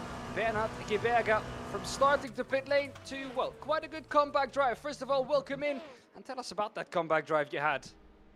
Hello guys, actually it was very unfortunate because there was an issue in the pit lane start which I have never seen before. Normally, what I know in an official server, you get a countdown when the main grid, the field is passing through the pass, and then countdown goes to 0 and it releases you from pit lane. You know exactly when you are allowed to start from the pit lane. But this was not the case here. I just had the message pit exit closed, and that never changed. So I waited and waited and waited. The whole grid was gone. I thought I'd waited, and then I started eventually, but it was 20 seconds behind the field. So I don't know what was going on here, but I've never seen that, and it was very unfortunate for me, that case. Especially that I would have started P6, so it was hurtful. Yeah, you had one of your best, actually, heat race and qualifying, let's be honest. You were mega. You came in here week 1. And we interviewed you also, I think back when we were at Motegi with the V8s, and you said, well, you know, qualifying didn't go that great. Qualifying is not one of my strong points. But here, actually, in Server 1, you did a great job in qualifying. Well, I was lucky in the heat race because half the field was like killing each other in front of me. So I just was able to avoid them. Otherwise, I would not have been that far ahead, to be honest, right? Yeah, the left outside was definitely the choice and the place to be. Yes. Yes, but there's always, I mean, I'm careful, but to some extent there is a bit of luck involved. Sometimes you just can't know which is the lucky side. So yeah, absolutely right. You cannot predict everything. But what you said, it could be. Let's check. It could be related to the standing and rolling start issue with the pit lane. So I think it's going to be checked after the race. But yeah, it's a bummer. It's gutting. What do you think, though, Bernhard, about the new layout that we have? When we drew Monza, I was like, oh, okay, we're just going to go to Monza. Turns out we're using the banking as well. Loads of slipstreaming going on here in the race. What are you expecting? I don't really have a lot of experience with this kind of cars. I have driven this kind of layout just for fun, but yeah, I don't really know what to expect, actually. We will see. Right, well, Bernhard, the best of luck trying to get to grips with the track and the car. And, well, hopefully we'll see you back after server number 2 for an interview. Thank you so much, guys. Thank you. Bye-bye. That was Bernhard Geberger. Next up, then, for us is Patrick Dangel. Let's drag him into the commentary. There he is. Welcome in. Good evening, Patrick. Well, an exciting first server for you. What did you think when we drew the rallycross car at Donington? What was your initial thought when you saw it? Yeah, I was really happy because I really like the rallycross cars. They're one of my favorites, and yeah, bonus for me. Last Saturday I did some practice, and yeah, as I saw it, I had a big smile. Okay. Well, practice is something that we don't hear very often just because of how unpredictable the draw is. But I guess quite a lucky charm there for you then, finding yourself, well, already having practiced the car. Did that help you in any way when you got into the car at Donington, learning the track quicker? Not really, Rather than not- because Donington is a real racetrack, and in the practice on the weekend I just did some dirt track. So I really like to do some drifting, but as I practiced, I really fast saw that that drifting is not fast for the lap time. So so I It makes you checked look cool. that I do a clear line. Drifting makes you look cool though, Patrick. Sorry? Drifting makes you look cool. Yeah, right. In the group, a few minutes before the race, I thought if I'm not in the front, I will do a show run for the people and I will do some drifts. But yeah, the position said that was not possible because yeah, it was the second place. Yeah, but as you say, I remember I think my first couple of races with the rallycross cars, and every hairpin, I was of course using the handbrake, and Right, yeah. and then why I'm so slow? Yeah, right. Also, that was my problem. Yeah, a few months ago. Yeah. No, rallying is not rallycross. Yeah, right. Right. Yeah. Yeah, I'm really envious about the truck and car combo now. I mean, I was now almost getting up and setting up my sim to join the truck, because the truck, this truck is just cool. Yeah, right. Classic You know, rally. there are a lot of corners you can cut, and yeah, the first 3-4 corners you have to cut it in the right way that you easily go to the next corner. You need a feeling that you have the right angle to get in the corners. Was really cool. But remember the incidents, you know? Yeah, right. Yeah, Yeah. Bad boys incidents. right. Yeah. Yeah, we drove around the weekend, and it's quite a track where you get off tracks quite quickly. We did see a couple of black flags as well in the first Okay. server. Is that something you're gonna have to look to avoid in this race? No, absolutely not. This week it was no problem. I had some track limit. This was the only thing, and I think in the heat or in the consolation race there was a contact with another car, but not really a big problem for me. Patrick, thank you very much. Congratulations on Thank your you. debut. And we'll see you hopefully back later on when you've won another race. Maybe, yeah. Thanks. Bye. It's Patrick down. Next up, and the last one for us in the waiting room. Let's drag him in real quick. It's Michiel Haverens. Well, Michiel, welcome in. First of all, when you saw this track and car combination, what did you think? It's I didn't know until I joined the session that it was gonna be this combination. So when I drove out the pits, I was quite surprised. But I think we will see some nice slipstream battles on the oval. Another surprise, I think, for you is the fact that you won race or the feature race in server 1 in the silvers. The driver ahead of you in the silvers got a black flag, and because of that you got promoted. That must have been a surprise to you. It's actually I'm the driver that got a black flag was actually my engineer in real life, so he was quite mad when he had the black flag. So it's yeah, was not so nice for him, but I got some positions. I guess, yeah, it's he made a tiny mistake, but I guess it can happen. Yeah, but Now- you of course, very sad for him. I think it was Mario Herzog, but in any case, you had a massive comeback. I don't know what was your worst place in the feature, but you had a massive comeback. Yeah, I started, I think, I don't know, I can't remember, but I know I was spun out on one of the, I think lap 2 or 3, and then I think as almost last, and then I just tried to lock in and just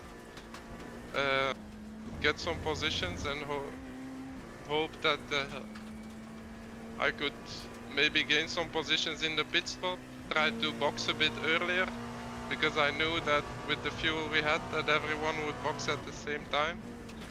So I tried to box a bit earlier. I don't know, didn't have the time to check if it actually worked or not, but I did. It was fun to get some overtakes in, and the battles with the rallycross cars are very nice. They move around a lot, so the battles are always a bit more on the edges with another car. Yeah. But it was definitely a lot of fun to battle with the guys. They react kind of strange sometimes after landings and after some contacts. That's the only thing I think that people should be aware of. But yeah, there was some nice drifting and some nice door-to-door battles. You're right. Yeah, definitely. It was very nice to get the laps in and just the battles. I'd never driven the rallycross car before. I didn't expect it to be so fun to battle in the races. I thought we were gonna see a lot more chaos, but it actually was quite okay. There was some chaos. Maybe you didn't see it, but there was maybe I was some bigger pile-ups. But some yeah, were I know just, that in the, I think it was the second heat, I started quite far back, and there I saw that there was some chaos. I could come back to, I think I started P12 and I had a last lap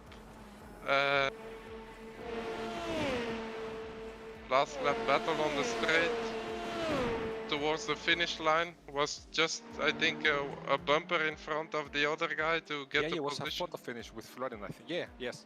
Martin overtook him and you had a photo finish with Florian, yes. Yeah.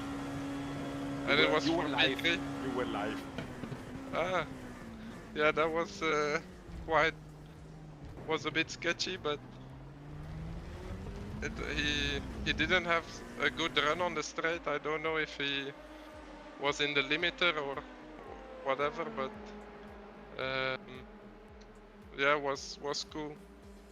What do you expect from this combo, this track and this car? I hope to just get a good qualifying in, but I guess it's all gonna come down to positioning, I think, on the track. I think the one that gets the best slipstream and is able to position himself at the best for a good run on the last lap can go quite far, I think. All right, well, luck. Michiel, Good luck. it's a bumpy track. Good luck, and book an appointment at to get your teeth checked already. Yeah. Yep, thank you. All right, thank you, Michiel. Good luck. Bye-bye. Bye. Well, Michiel Haverens, your winner in the silver class for server number 1. And, well, what a race it was, let's be honest, Jan. Yeah, a lot happened. I mean, you can't avoid everything, and lots of incidents were just accidents. I mean, we saw some cars spinning, and if you're just behind the smoke screen, you're just a passenger, and that's a nice camera view. That's cool. And but the driver's missing. Okay, he's back again. Yes, but the racing was good indeed. it's difficult. As we mentioned before, also Michael, it's difficult. The cars react so unpredictable, but it was certainly fun. And this will be fun. Exactly what we are seeing now. We're going to see bump drafting in the Side LMP2. bump drafting, or maybe then through these bumps. Whoa.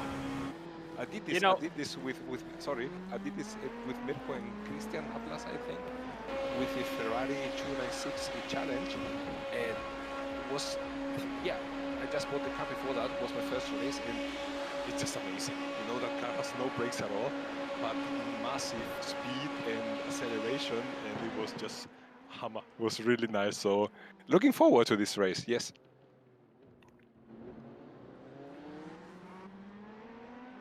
This is also a great camera angle. I love these camera angles. Nice and low in the LMP2. I just fear one thing and one thing only. And that is a massive, massive crash at the front of the field on the bankings. Because I can tell you, the whole field is going careering into it on the first lap. Exactly, and the first braking point to, yeah, chicanes. Monza T1. There's a lot of things you should be fearing actually at this track and this car combo. Yeah. Yeah, Monza T1, the famous Monza T1 on lap 1. Let's hope we get through it cleanly. I trust all of these drivers to do so. I mean, we did see clean Oish. Was that because of bump drafting, or was that? Yeah, no, oh was, my it was a bump goodness on the track. me! He was very on the inside of the track and was a hidden bump, or a ghost contact with a bump.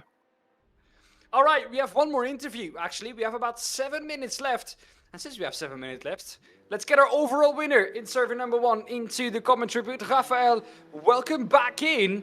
Championship hunt is on. We talked about it last time. We talked about it in week 1. Once again, you close back into the championship. That's what you needed, wasn't it? Yeah, maybe I should for once get a second server together. I don't DNF in one of the races. That would be very helpful. But no, it was a good race one. It was a fun car. So yeah, all good so far. Yeah, I mean, you seem to have been performing quite well recently in server number 1. Server number 2 has been a problem. Do you think this is a combination that might help that? Well, let's be optimistic and say yes. No, I don't know. I think this will be a lot of luck involved, to be honest, because we're just driving around with 300 kph for 1.5 minutes before the first braking zone. So it will be an interesting lap 1. Have you ever driven this combo before? I've probably driven the LMP2 on Monza, but not with the oval, no. Right, let's go back then to server number 1 real quick, Rafael. You were mega quick. It's not often that a driver gaps Mirko Bortolotti by 8.3 seconds. I can't remember the last time that's happened in the W12 Sprint Series. So just tell us where that speed came from, because it's quite an unorthodox car to drive. You don't drive it very often, or do you? No, I don't, especially not on road courses.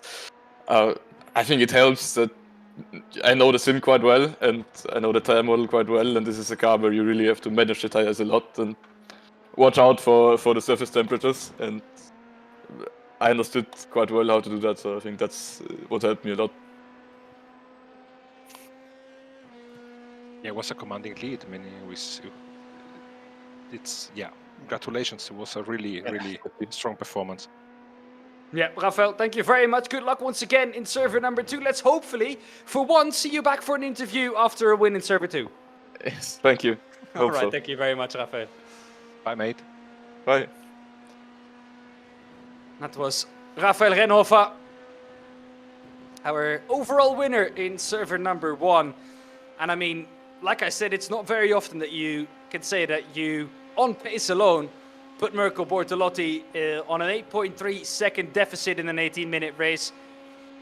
Usually there's some bit of luck or something that needs to happen to Mirko Bortolotti for you to be able to achieve that.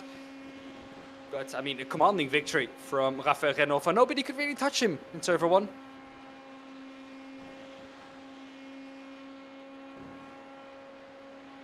On board then with Mirko Bortolotti. Lap times here, 2 minutes and 31 seconds. In the LMP2, is it a 3-minute average qualifying is my question. I think it might be. And 3 laps, let's see. Let's check. I'm checking. We're checking. Oh, 1 lap. Oh, wait. It would One make lap. sense at this LMP2 track. is 1 lap. Yeah, 1 lap. Yeah, there you go. A lot of different Kazakh racing team liveries here today. We, of course, have the very colorful and chaotic livery. Then we Art have skin, the red yes. livery. Sorry, what did you call it, Lint? That's the art skin. The I art love that skin, yeah. skin. Yes, I love that skin. I do those too. skins. I do too. It's really unique. You don't see it from basically any other team. And even though it's chaotic, it's still quite calm for some reason. I think a good balance was struck there once making that livery. the Sadly, color though, we do have combinations, to yes. inform you before we go anywhere is that, well, basically this. Timon, thank you very much for showing it while I was talking about it. Due to the complications of the old Monza cameras from back in the day, well, we're basically mostly seeing trees 9 out of 10 times. So there's going to be a lot of onboards. And to be honest, with the sound of this LMP2, I don't mind it that much.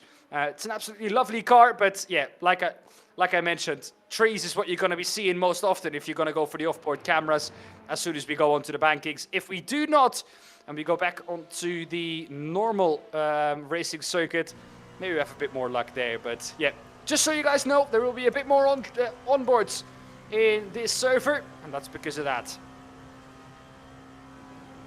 If you ask me, that's one of my preferred driving and camera perspectives. I mean, driving, of course, on board, but if I think of any kind of motorsport, rallying, DTM, Formula One, on board, when you see what the driver is doing, it's really amazing. And I saw some kind of miss. I think it was beginning and mid of the 90s. There was some cameras facing from the side panels of the cockpit in Formula One, facing towards the driver. To the head, you saw the balaclava in the wind, and the upper body. You don't see that camera anymore, but it was, yeah, for me, one of the coolest cameras. You're showing your age here, Jan, and I didn't ask for it. I'm too young to even know that, but I mean, of course, if you look back at it, there's YouTube. We have services these days which we can watch back on. But yeah, these are cool cameras, and I think we actually didn't we have one camera like this, Timon? Or I'm asking our producer nicely. I did see one of those cameras actually. I think maybe, yeah, there we go. Look at this. This is a cool camera, isn't it? Yeah, that's for example, or if you think of from here, from the left side, where I think that's the back-facing camera, the display.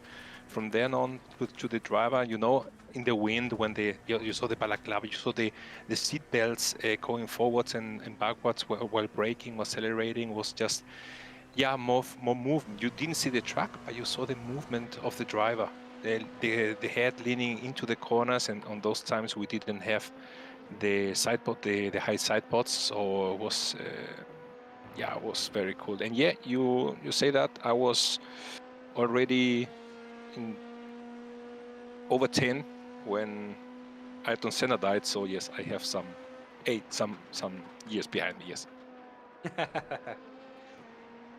Well, Mirko Bortolotti finds himself in 5th. Server number 2 is where he has been strong in the previous weeks. They are going to be drop weeks. The standings do look different than they will look going into the last round. And I have been caught off guard by the amount of points dropped from one driver to the other. If you have a 0 score that you drop, of course, it's not as big of a hit to your points as the driver who's won every race and drops the maximum amount of points. So, yeah, going to be a tricky one. And it's going to stay close because they'll drop round towards the end of the season as well. And we gotta have an eye also on the pit entry. And you're coming out of the Parabolica and it's just straight into pit lane. It should be known from the normal track, but if you are doing a lap time here with almost, I don't know, 70% full throttle, you might have difficulties finding the brake. Let's say it so. Well, you got to push here on your out lap. 2 minutes 30 plus lap times here. So you need to be quick, otherwise you won't be able to get your lap in. There's no waiting around in pit lane this time around. And the question I'm asking myself during the race, what is going to be the quickest? The higher line or the lower line? Because actually here at Monza, you're allowed to be below the yellow line. You're allowed to be on the apron, as we would call it in oval racing. Yeah, we saw the one driver, forgot his name, sorry, who lost it driving on the apron, so there could be some bumps in there. I would say the line just above the yellow line, so not under, so just above the apron, should be the quicker one, and we might also see, or we are going to see 2, 3, maybe 4 wides in the banked corner. So, Oh boy, that will be interesting. I'm looking forward to lap 1. Let's put it like that. Yes. But let's first set the grid though for lap number 1. So now I'm going to ask you the qualifying. question: who is going to set the pole this time? Huh? Who is going to be on pole? Okay, well, like that, putting me on the spot. I'm always good when you put me on the spot. I'm going to say Rafael Renhoff is going to do a tremendous job. I think he's going to be on pole position. Also, I don't know, for some reason I'm feeling Hugo Hopp as well in the LMP2. I've driven with him in the LMP2 quite a bit, and he's very, very fast in that car. So I put him on P2 and P3. Well, you can't go wrong with a Mirko Bortolotti in P3, can you? He's usually always up there, also very, very fast in the LMP2. They're all together in a voice channel as well, giving each other information. So, yes, I think it's going to be Hugo Hopp P2, Mirko Bortolotti P3, but I still think that it's going to be Rafael Renhoff in P1. He's going to come good this time in server 2, I promise. And I'm going to be very, very clever and very old school, and I'm going to be 100% accurate with this. The one on pole will be the one with the fastest lap time. €5 in the Phrasenschwein. Will Buxton has entered the chat, ladies and gentlemen. He's here. Jan Lins, the new Will Buxton. Get him on F1 commentary ASAP. Well, flat out then for Hugo Hopp for quite a bit here. Down the long straight, facing the next banking. Well, we have about 3 cameras along this straight. That's how long it is. Into the next banking we go. Look at that. Nice and high for Mirko Bortolotti. Was this a layout they were doing in the 60s with those cigar Formula 1 or coffin Formula 1 cars? Yes, this was, yeah. Crazy. Can you imagine this? Yeah. Crazy. And I can tell you that back in the day, these bankings were not easy flat. Even though they were high, you still had to go pretty up high to be able to take the banking flat. And if you would make one mistake, well, flying out of the banking happened more than once at this track. And it lost many, many drivers their lives, sadly. Yes. But that was the harsh reality of racing back in the day. And that's why they called people crazy for doing it. These days, though, luckily, safety has improved quite a bit. Even in these LMP2 cars that usually crashes at, I mean, look at Max Verstappen, up to 71G. I don't know, what was the Gs that Gabriel Bortoletto pulled this weekend at... I think it was 50? Yeah, something like that. And these drivers, 2 hours after the impact, incident... yes. They run out of the out of the medical center. They run out of it. Back in the day, a 50G crash for sure would have put you down. Yeah, there's no doubt why they were called gladiators at that time, and it was so. If you don't know it differently or different, then you get arranged with it. But yeah, you had a lot of death, and but yeah, those cigar cars, you know, the springs and the suspension, poof, very, very. Isaac Fairweather, I love your livery, my friend. Hugo Hopp up into P1. That's one good thing for my predictions already. I did say that he was going to be quick in the LMP2s. Rafael Renhoff on P1. Now give me a Mirko Bortolotti in P3, and I will go absolutely ballistic. 7th. Mirko Bortolotti is in P7. Okay, he's let me down again. Come on, Mirko. This is not what we agreed on. But I am happy that I got the top 2 as it stands, correct? I mean, this is an achievement in itself already. Yeah, but look at those other gaps. I mean, P12 up to P12, just above 1 second.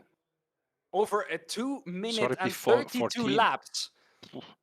That is not a big gap at all. 2 minutes and 32 seconds, and the gap is only 1/10 of a second from Rafael Renova to Hugo Rob.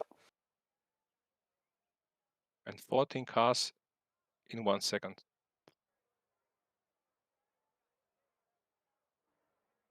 Well then, Yeah, Michael before Silva. Let's have an eye on him also. But Michiel Havertz, yeah. interesting grid. Rafael, Hugo, also Renhofer, Rob, Hitz, Havertz, Isaac Fairweather, Leon Blum, Marius Zug, Bortolotti, only 8th. But yeah, 3 tenths. You say 3.8. only 8, yeah, exactly. But he's only just under 4 tenths away from P7, actually. So you say only 8, but he's very, very close to Rafael Renov. If he was this close, I think in the Rallycross, he would have been P4. So Yes. that tells you how close the field is here, and that on a 2-minute and 32-second lap. That is just astonishing. Well then, let's have a look at the For me, grids. it would have been P8 a big achievement, but of course, if you are accustomed to see someone being P1 to P3 and then being just a bit further back, it's not usual. Standards get set at the start of the season, and let's just say that if we say that P8 for Mirko Bortolotti is quite disappointing, the standard has been set very, very high. He's a 7-time champion, and I think that has a reason. Rafael Renova, though, gets pole position, and Hugo Rob in P2, the front row. Cold moment for the commentator here. Correct.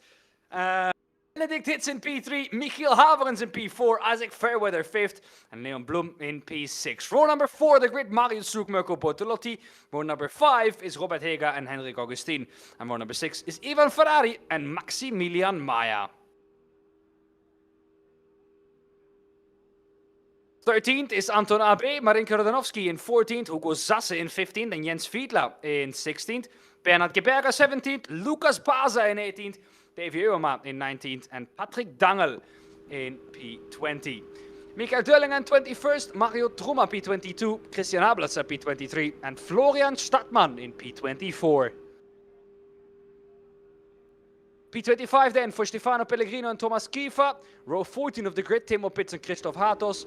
Row 15 of the grid, Jonas Warner, Sean Ter. Row 16, Andrea Frasinetti and Martin Stadtmann. Row 17, Callum Lux and Winston Eckel. And row 18 of the grid, Mario Herzog and Philippe Augrin.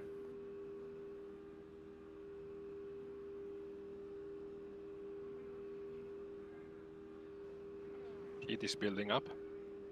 It's going to be a good one. Now, I have just gotten a message from someone, and I won't say who, and I won't say what they're doing yet, but I think it's quite a good strategy here.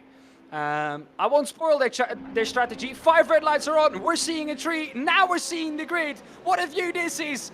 The historic Monza is going to host 36 LMP2s off the line, and blinking with his lights is Hugo Rob, and he's up to P1. Rafael Renova slots in behind, and that might have been quite a smart decision. Look at this then. He's going to get the slipstream. He's going to catch the slipstream onto the straight. And so is Isaac Fairweather. Benedict Hitz in 4th. Look at Isaac Fairweather. Is he going to pass Rafael Renova, or is he going to try and push him? Here we go into the next bank-in. Oh, Isaac Fairweather's gone for the lead. He's come from all that way back, and he's gone for the lead. Braking for turn 1 is going to be interesting. Usually turn 1 with the speed we get off the start is interesting already. With the field being this close and with the speeds we're carrying, it's going to be absolutely crucial to get your braking point right. Here we go then, turn 1 of Monza, approaching 300 kilometers an hour. Does everyone get it right? Look at this, it looks like they've just started from 200 meters back. Not everyone gets it right, and that has huge consequences further back. Here we go. Who got it wrong first?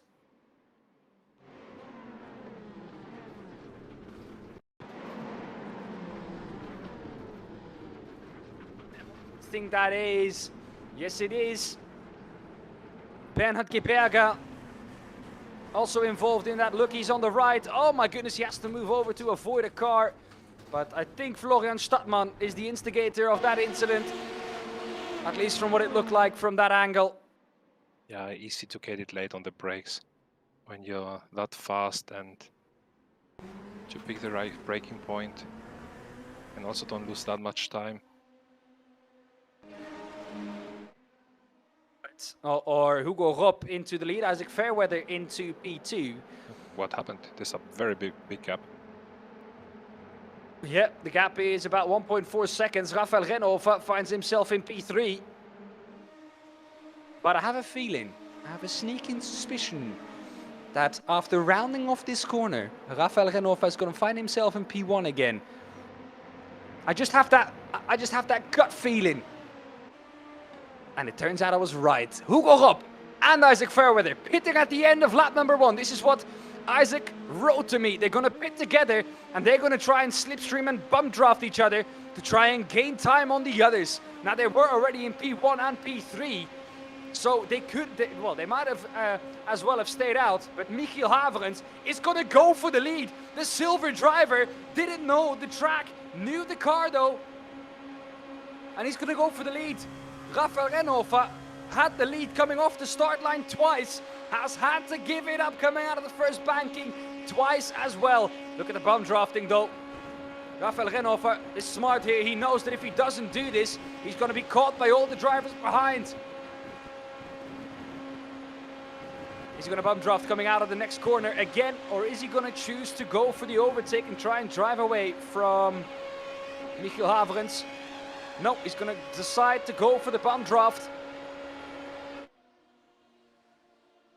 Braking into turn 1. Interesting to see where they're going to brake. I think they're braking around the 300-meter board. As a reference, in the Monza 24-hour this weekend, we were braking at the 150. That's just with how much more speed you arrive there. A 2-minute 37.367. Stefano Pellegrino further back in the field is a meatball flag. Here we go. This is the strategy from these two, Isaac Fairweather and Hugo Ropp. Now they have to watch out that this doesn't go wrong. Bump drafting can be very, very tricky. But 40 seconds is the gap. Now the question, of course, for these two will be, what is the gap they need to come out ahead of Michiel Haverens and Rafael Renhofer? Because they are doing the same thing. Here's Ivan Ferrari.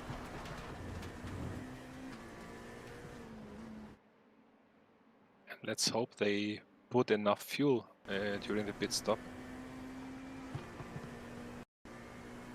Yeah, that's going to be crucial. And otherwise, you know what, Jan, they can just alternate with who's ahead.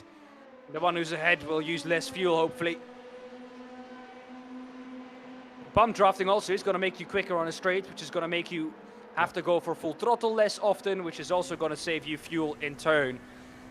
So I think in general, good strategy. These two are going to do the same thing. Oh, look at this overtake into the pit lane from Rafael Renhofer. Just being able to brake a little bit later, and that gives him back the lead. He's once again across the start-finish line going to have the lead. Incredible. Rafael Renhofer saw the gap, went for it, and takes P1 away from Michiel Haverens. That's going to be crucial in this pit stop phase as well. Now, how quickly did they get it stopped? That's also going to be crucial. And how much fuel are they going to put in? Michiel Haverens doesn't need to win his race, but is in with a shot for it. Let's hope that no one got a, time penalty for braking too late into the pit lane. See the way come out. It doesn't look like it. But we're going to have to wait until they come back out. Isaac Fairweather is ahead of Hugo Ropp. Michiel Haverens and Rafael Renhofer are out of the pits, but look at the speed these two are arriving with. They're 1.5 seconds back, but look at the massive slipstream. They're going to have to go all the way up high. There's two wide up ahead already, Michiel Haverens and Rafael Renhofer. But Isaac Fairweather is going to get his way through. Hugo Ropp as well. This strategy has worked out perfectly for these two. That's insane. I thought when I saw this combination, oh boy, is this going to be quite chaotic. But this has been one of the best strategy races I've ever seen in the W12 Sprint Series. great strategy to pit on lap number 1, use each other, talk to each other, and but the decide cars this behind before the are race. closing in, I think. The 3 and 4 are closing in. They haven't been Yes. able to make themselves a gap going into the 3rd lap of this race. Big send from Michiel Haverens. Is he going to be able to stop the car?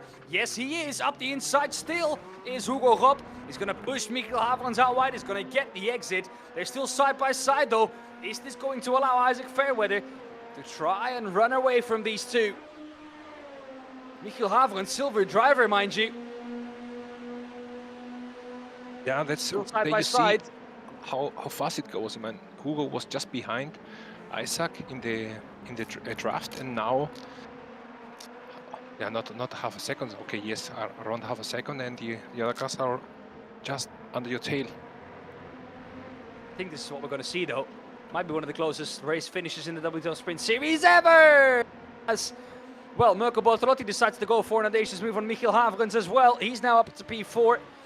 You can see Rafael Renhoff ahead of him. Now the question is he going to work together with Rafael, knowing that they might well want to get to the front? Or is he going to use Isaac Fairweather and Hugo Rob, who both are driving for Gazek's racing team? Or well, at least Isaac Fairweather is in the Discord together with them, so they can communicate. And Hugo Rob is in the Gazek's racing team, just like Mirko Bortolotti is. It's practically 3v1 up front.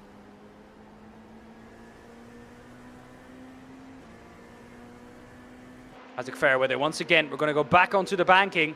And this is where Hugo Rob and Isaac Fairweather have been strong. Rafael Renhoff, here comes the bump draft. This is going to make it difficult though for Hugo Rob to bump draft Isaac Fairweather. Look at the extra speed he has. And look at the time they're gaining towards Mirko Bortolotti. They're practically driving away from him in a straight line. Here comes the bump. This is something you'd usually see in NASCAR. We're seeing it in the LMP2s in Monza today. Practically running in the limiter, I think. Yeah, 300 kph seems to be where they cap out today. Even running in a train. And I think something very smart that Rafael Renhoff is also doing is don't push the pusher. Now he has clean air to do so. And Hugo Rob is going to try and find his way through on his bum draft mate Isaac Fairweather. They're going to go side by side on the turn 1. Yeah, Mirko's there. Hugo Rob and Isaac Fairweather, there's contact. There's contact between the two. And after everything that Isaac has done for Hugo, he's left him out to dry on the outside there. And also Mirko Bortolotti gets past.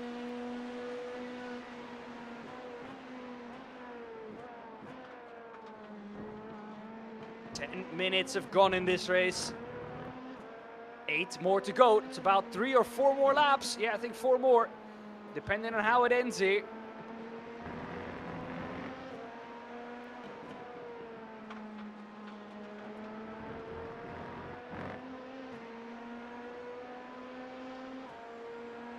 Mirko Bortolotti is seeing a Rafael Renhoff ahead of him, who's not been great in the second server in recent times.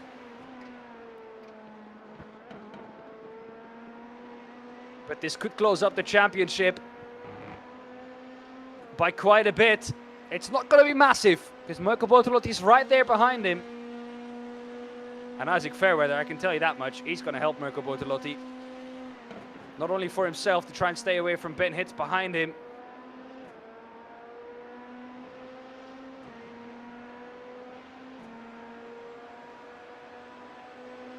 Here comes Rafael Renhoff though on Hugo Rob. Rafael Renhoff is in a Gazek's Racing Team sandwich here. It's been a while since Hugo Rob has won a race.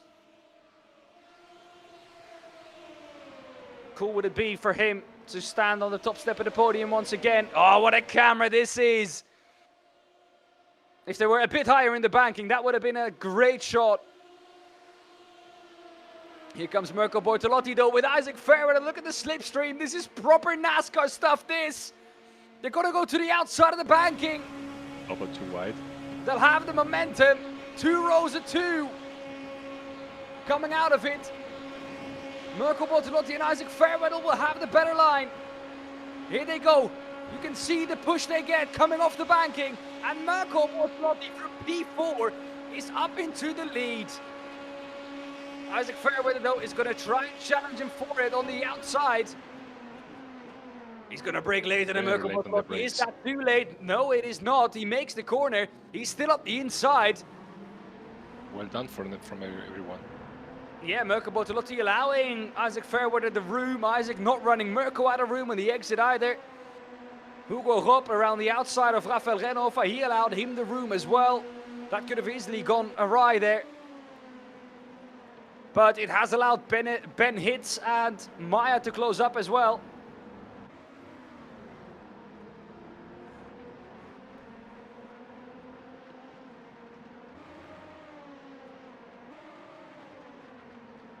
Ivan Ferrari, Michiel Haverens are also looking to close up. They're back within a second as well of Maya.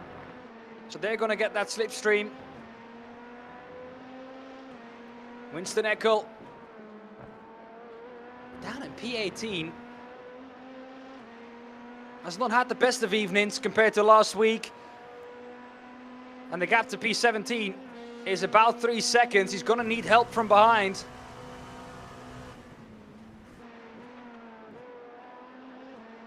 Now, I have just thought about something. How cool would it be, Jan, to do a 24-hour race at this then?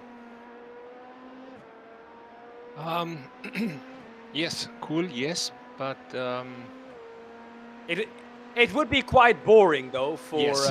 You're just for in 1.5 minutes. And then only one big breaking point, and then the 2 Lesmos and the Ascari. I think you get an extremely cramp on your yeah, on your right your foot. leg. Yeah, you'd have to invert your brake pedal, I think. Mirko Bortolotti and Isaac Fairweather are driving away here from Hugo Roop and Rafael Renhofer, but this slipstream is once again going to allow those 2 behind to get back at them. They're creating themselves a run. This run will keep going, even throughout the banking. Look at this. Renhofer is not quite close enough to Hugo Roop. Closing in again, that's... I think Fairweather and Bortolotti are doing a better job of working together here with the bump draft. Renhofer not quite comfortable pushing Hugo Rob through the corner. And the gaps open up to about equal between everyone going into the braking zone. Hugo Rob just seems better through that second apex of the first chicane, but then seems to lose all that time on the exit.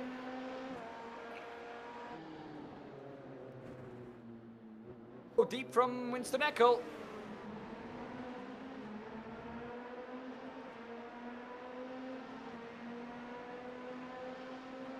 Side by side behind him between Truma and Baza. This is up ahead of him where they're trying to get to Marinko Jordanovski and Martin Stadtmann.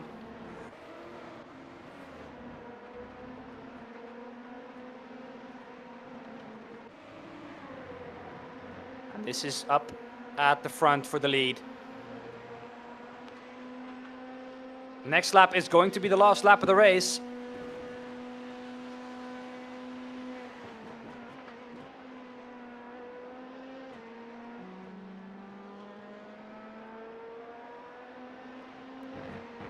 Six-tenths advantage to Isaac.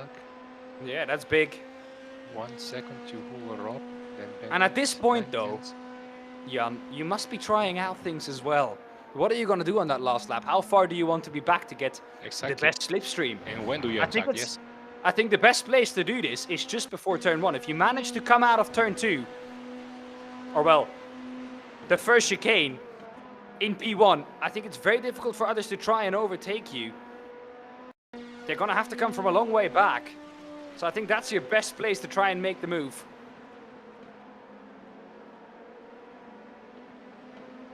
Around the outside in Ascari.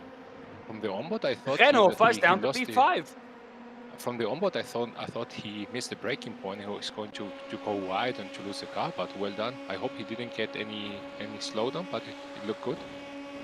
So Isaac Fairweather, he's going to go up the inside and he's going to get it. Look at the run he has. He's going to create himself a nice and handy gap with that too. That could be tactics from Mirko, you know, to get back to second and to do exactly the same thing in the last lap. This is the last lap of the race. This is the last lap of the race, so this is going to be crucial. Isaac Fairweather defends the inside. He's never won a race in the W12 Sprint Series yet. Isaac Fairweather, Hugo Rob looking to, well, keep it that way as well.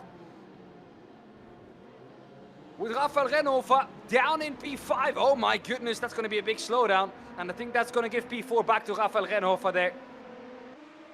Benedict I would say Mirko is in a good position to get the lead. I mean, a double draft. That's what I meant into the last lap. Could go well if he makes it right to stay in the tow.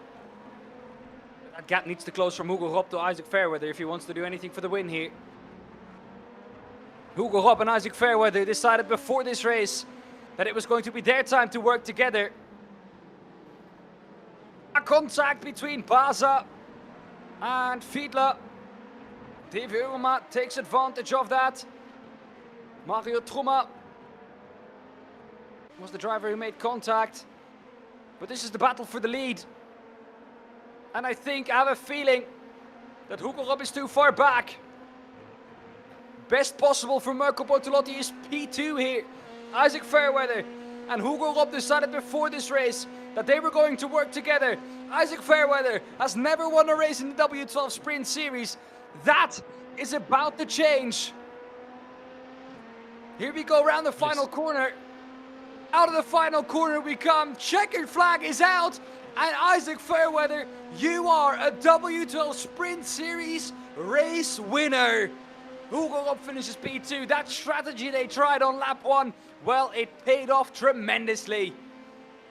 P1 and P2. Teamwork makes the dream work in this case. Bernhard Geberger trying to take another position away from Thomas Kiefer in the silver classes. He's also too far back to do so. Winner in the silver class, Michiel Haverens, confident. We said it before this evening when we looked at the standings. Michiel Haverens has looked the best silver driver this season in terms of speed. He just needs to string it together, and he has been able to do that this evening. You were absolutely right. You have to use the draft going into the last lap and do the overtake that Isaac did into the chicane, and they are, yeah, it was safe for to the end. Well done. I think with the low downforce, what you have to think of is these cars are running such low downforce. The slipstream doesn't really do much compared to a high downforce circuit. So it's very difficult to even get the draft. I mean, Mirko Bortolotti was close to Hugo Rob. Hugo Rob was quite a bit away from Isaac Fairweather. But still, Mirko Bortolotti was not able to get past, even though the gap was almost less than 2/10 going on to the last straight. And that is just because there was not that much aero on the car. And if there's not that much aero, there's less air being pushed up. So the slipstream is less strong. Well then, let's go to the result. And this one's Jorjan. Yeah, as you predicted, Isaac Fairweather P1, first win. Congratulations, Hugo Rob. P2, Mirko P3 from P8 on the grid. Rafael Renhofer P4, Maximilian Mayer P5, P6 for Benedict Hitz. Okay, he had that quite a big slowdown in T1, and then we have our P1 in silver. That's Michiel Haverens in overall P7, Andrea Frasinetti P8, Ivan Ferrari P9, and Marius Zug rounds up the top 10. Henrik Augustin, Marinko Jonowski, Martin Stadtmann, Robert Heger, Anton Abe, Leon Blum, Winston Eckel, Callum Lux, and the second silver driver is in P20, Mario Trummer. And now, yeah, we're going to reverse grid. This will be very, Very We have a unicum, and we're quickly gonna do this. The guys don't have long, but we'll get them into the... Jesus, that is diabolical, Isaac. We'll get them into the commentary booth anyways. Hugo, Rob, and Isaac Fairweather. Hugo, or Isaac, you sent me a message before the race. Me and Hugo are gonna pit at the end of lap 1, and it seemed like that was the strategy that worked. Why Yes. are you exposing our strategy, man? Because I trust in the good man who is known as Dan I didn't tell Pebbles. anyone, Hugo, before the start. I waited until you actually went to pit before I told everyone. Did you sign an NDA, Dan? No, right? No NDA? I did not. No NDA. Well Dan done, is guys. a good Well- human being. Good Good, guy, Dan well done, Pebbles. good executed, good work, and How did you come up congratulations with to this? P1. Who came up with this? Isaac. You two. Me. No, I so mean, strong I thought- result, Hugo P2. Very well I done. thought Thank you. everyone would try and battle on lap 1, so I was like, well, if me and Hugo just bump draft, bam, easy peasy. So I was like, oh, cool, let's go pit. We pit, and we zoom by everyone. And then everyone Now we- behind battles, and bam. I do have to apologize to you, Isaac. We talked before this evening, and I said, hasn't been going well lately, has it? Well, you've proven me wrong this evening. So congratulations on what I think is your first victory in the W12 Sprint Series. Yeah, thank you. I mean, to be honest, the best way to put my season so far is it's gone fucking shit, mate. I can't go any worse than what's done. I just can't qualify. Well, I do excuse everyone for Isaac's language, but I can't really say much. I did exactly the same earlier on in the broadcast. Well, guys, the 15-minute race is up next. Are you going for the same strategy, 20 or are you minutes. going to do something else? We've got another strategy in mind for this race, because we suspect everyone will copy us. So what we're going to do is we're going to do something different, and they won't know what we're doing. And that's going to be really feeling I good do because they won't know what we're doing. I don't I know have what a we're feeling doing. I know what you're doing. But as long as you two know what you're doing, hopefully it will go well. I know don't. one thing, and that is that Hugo never knows what he's doing. Well, good luck, boys. Good luck, guys.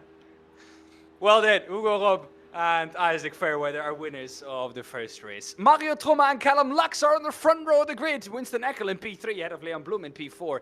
Anton Abe in 5th ahead of Robert Hega in 6th. Martin Stadtman in 8th ahead of Hendrik Augustin in 9th. And Hugo Zasse rounds off the top 10. Marius Strouk finishes ahead of Ivan Ferrari, or finishes behind Ivan Ferrari, therefore is ahead in the on row 6. After that, we have Andrea Frasinetti, Michiel Haverens, Benedict Hitz, and Maximilian Maya. That's your top 16. Rafael Renhoff 17th, Mirko Bortolotti 18th. Hugo Rob in P19. And Isaac Fairweather, your winner of race 1. He finds himself in P20. If you have a good start here, Jan, there's really absolutely nowhere to go. I think we can stay on board with Isaac Fairweather. Let's look at this start from a little further back. The 5 red lights are on. You can't even see them from this far back. The green lights are on the gantry. We're underway and racing. Well, it's not that big of an issue that he doesn't have the best starts, because there's absolutely no way to pass here at this track, especially in the first few meters. Back onto the banking, though, this is going to be where it's going to be difficult. Who's going to go into the pits after this first lap? That's what they'll be wondering. I have a feeling they're going to try and keep going for as long as possible. Dangerous. Here we go, we're 3 wide. The reverse grid is usually where it gets chaotic. It is a little bit further back. One car's trying to slot in. Rafael Renhoff is also together with that. Mirko Bortolotti sees it happen in front of him. I think that's Anton Abe, Ivan Ferrari, Martin Stadtman also involved in it. But I think it was Hugo Rob and Rafael Renhoff who were having that kerfuffle of trying to fit into the lower line. Look at this though. One run on the bottom. There's a big checkup, and that's the danger. If one driver has a checkup, you can't really go anywhere. The front now, we're going to go 2 wide, braking into turn 1. We're going to make it 3 wide. There's contact.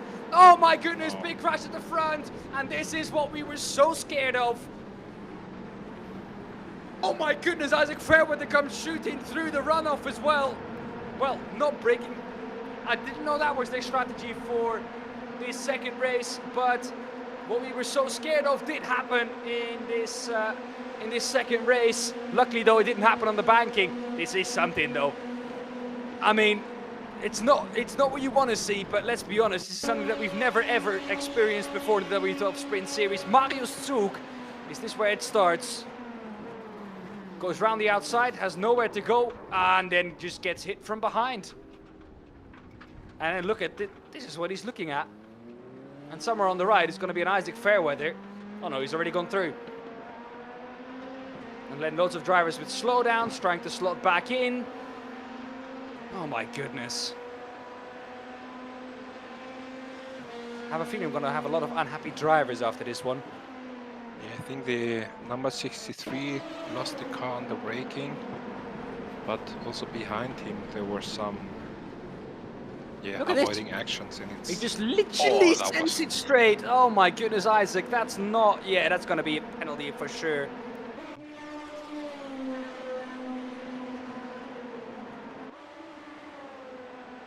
I think those styrofoam boards are there for a reason, and they have arrows on them for a reason. Isaac Fairweather said, though, not for me. No, but he The wasn't the Lion only does one not going concern straight. himself with the styrofoam boards and trying to follow them. He wasn't the only one not going through the tire board chicane, so I don't know if it's penalized by anyone, but yeah, it was kind of gonna be expected in T1 to have some madness, but let's see how the race evolves, progresses. Ozasse finds himself in P3. I was going to ask where's Winston Eckel gone, because I know that he was up in P3 at the start. I have a feeling I know where he's gone.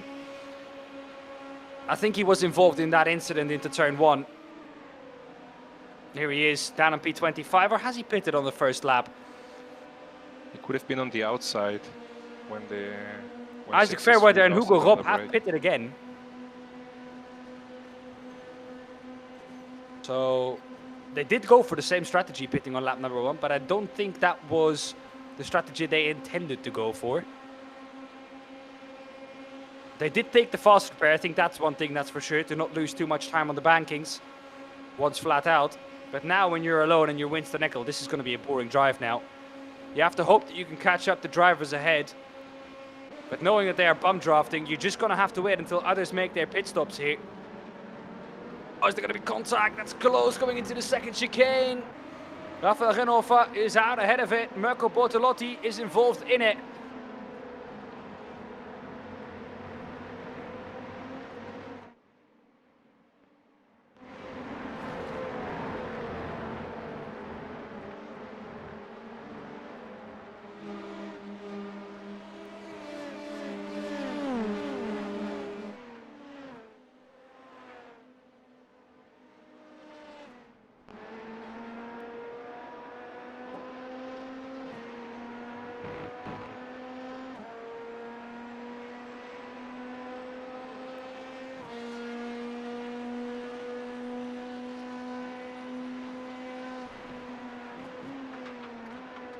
Well, let's see how the strategy game plays out. Who pits when? Okay, now. So Well, there we go then. Everyone is in the pit lane at Everyone's the same pitting. time. This is going to be good. Oh, once again overtakes into pit lane. This is going to be good though for yeah, Winston thank you, Eckel. drivers, for hitting me. All of them. And basically all drivers that are 18. on their own. All 20. Yeah, of course, it's a good call, so you don't lose the stream, the tow. Oh my, okay. But Ahead it of would us. be- Yeah, Ahead what of about us, I fuel? think, is Rafael Renhofer. We are on board with Mirko Bortolotti. Oh my goodness, look at this. Better getaway though for Mirko Bortolotti out of the pits. And this is going to be massive. The tow is going to be massive here. Better release off the pit limiter though for Rafael Renhofer. Who was that going through? Hugo Rob. Winston Eckel finds himself in P14, so he's back in the tow. Hugo Rob is in the tow now of Ben Hitz. And after lap 1, Isaac Fairweather is up into P9 again, and he doesn't stop there. He still has the tow, and he has the run, he has the speed. Others have come off pit lane. And he's still in with a chance here. Andrea Frasinetti though, 1.8 second gap. The drivers behind are going to have to work together, else they're not catching up to Andrea Frasinetti. Yeah, but if they work together, that's going to hurt Andrea. Yeah, that's In what they our have to case. do. Yeah. But if they don't, well, Andrea Frazinetti is going to enjoy a nice and easy drive here.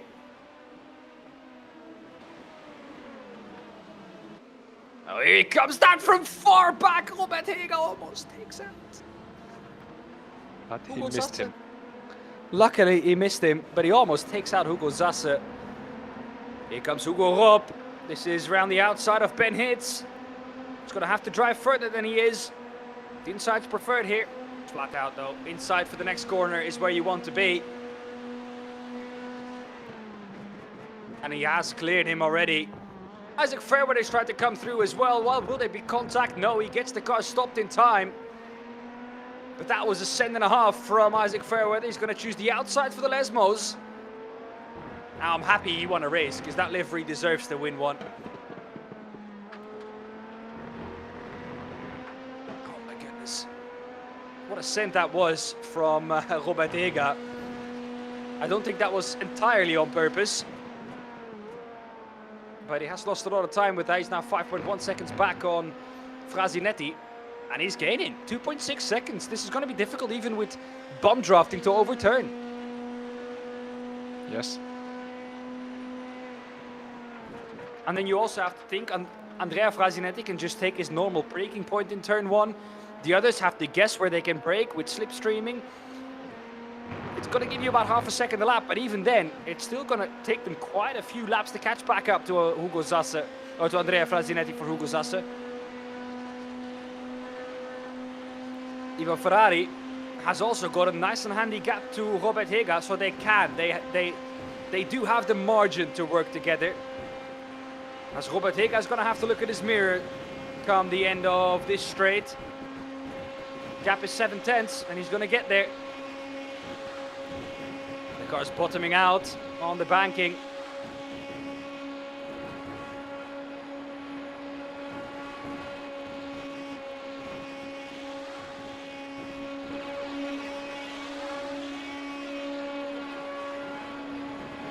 Sideline has proven to be better for Hendrik Augustin and Isaac Fairweather in the past.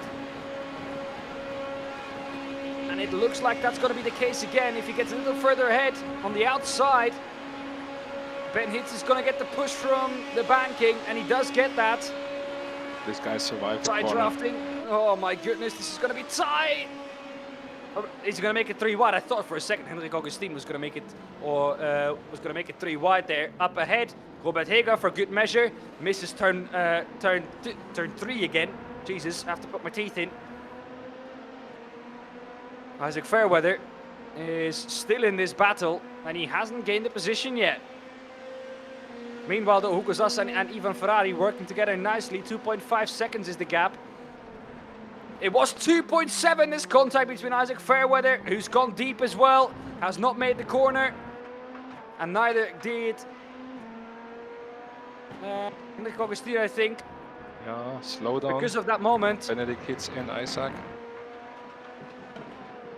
Gotta keep your concentration up.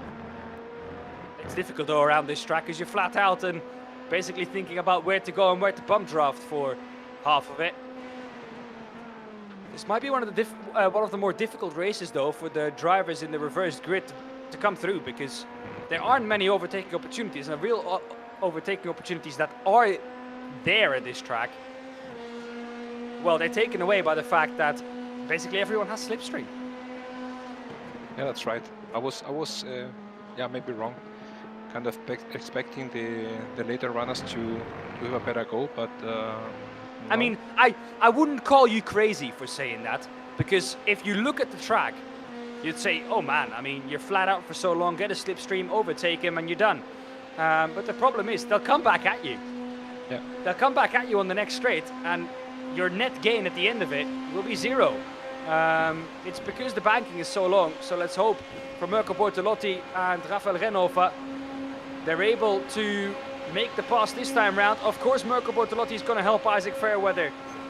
This I think was something to be expected, but Isaac Fairweather on the lower line is going to have to get a push here for Mirko, otherwise it's going to be Renhofer who can slot in front of him. He's also getting the slipstream from Hega and Augustin ahead. But the Over class looks halfway so in the edgy. race. This looks so edgy on the bottom line. You see the bouncing left and right. It's Yeah. very cool to watch. iRacing has a... So does Rafael Renhofer. Look at the gaps between them. There's almost none. Okay, T1 Up was ahead in as front well. of him. Very tight. All right, Robert Heger. Can he make T1 this time? He's going to have to go around the outside. Henrik Augustin has kept that position, by the way, after cutting the track. This time he does make turn 1. Up the inside goes Isaac Fairweather, around the outside of the second part Nice of done. Rafael Renhofer. There's Very a well done from everyone. there's a black flag for Isaac Fairweather. He's going to have to come in and serve that, and that is going to put him right to the back of the field. Our winner of the main race is going to drop down the order. He has 3 laps to serve that. That's very painful. And I was also thinking, man, pump drafting is good and everything, but maybe sometimes if iRacing has a glitch or a ghost Gives you contact, 4x, yeah. could count as a 4x incident. Mario Trummer, he's behind Winston Eckel, but quite a ways. Timo Pitts, this is what happened then, I guess. Up the inside, nice and late. Oh. There's the contact. I'm surprised that he could actually keep that pointing the right direction. Timo Pitts obviously couldn't. It's Winston Eckel in the slipstream. And this is basically a slipstream battle all the way up to P5. Benedict hits also drive through. Oh my goodness. How long are these drivers going to wait with that drive-through is the question. Well, the lap is long. Isaac Fairweather, is he going to come in now? No, he's not. Decides to stay out. There's damage on the right front, I think, maybe for Isaac Fairweather. Look at the right front. That seems a bit dented.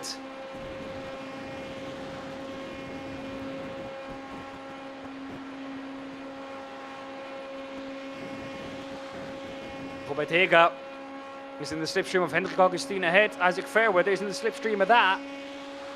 And behind him is Rafael Renhofer. The lead for Andrea Frasinetti is not shrinking. Ivan Ferrari and Hugo Zasse desperately trying to work together, but it's not going to happen. Andrea Frasinetti is doing everything he needs to do. He's not making a mistake. He's not allowing them to get back into his slipstream. And that's all he needs to do. I'm very surprised. I mean, we know he has the speed, but you have 2 cars clearly giving themselves a good tow, and the gap is getting bigger. You said, of course, breaking points and everything, but still, on the straights, you should make good chunk of time. Yes, I would agree, yeah.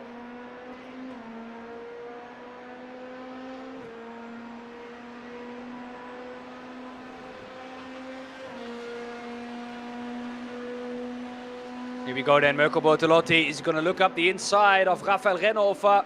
He's going to try and make the move. There's going to be contact, side-to-side contact, but they make the move clean. And Rafael Renhofer is down to P9. And he lost points to Mirko Bortolotti in the last race already. The 2 finished behind each other back then as well. But the problem, I think, for Mirko Bortolotti is that when Isaac Fairweather drops out of this pack, he's going to be without a slipstream. So Mirko Bortolotti is begging Isaac Fairweather to stay out another lap here. Just to bridge that gap of a tow to Robert Heger. I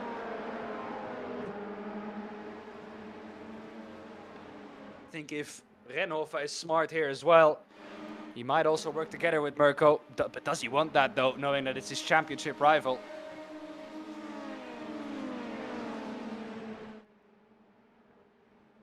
Battle is for P8. Black flag still for Isaac Fairweather. Is he going to pull into pit lane this time round? He has 1 more lap to do it otherwise. And he's going to continue. He's going to bridge the gap from Mirko Bortolotti to Robert Heger for the slipstream.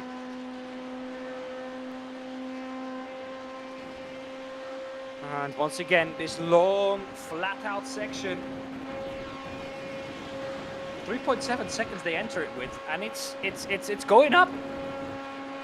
3.8 seconds towards Frasinetti. Slowly but surely, it's going up. They're not helping each other well enough for it to make any difference. It seems that if it is making any difference, they're losing time of it.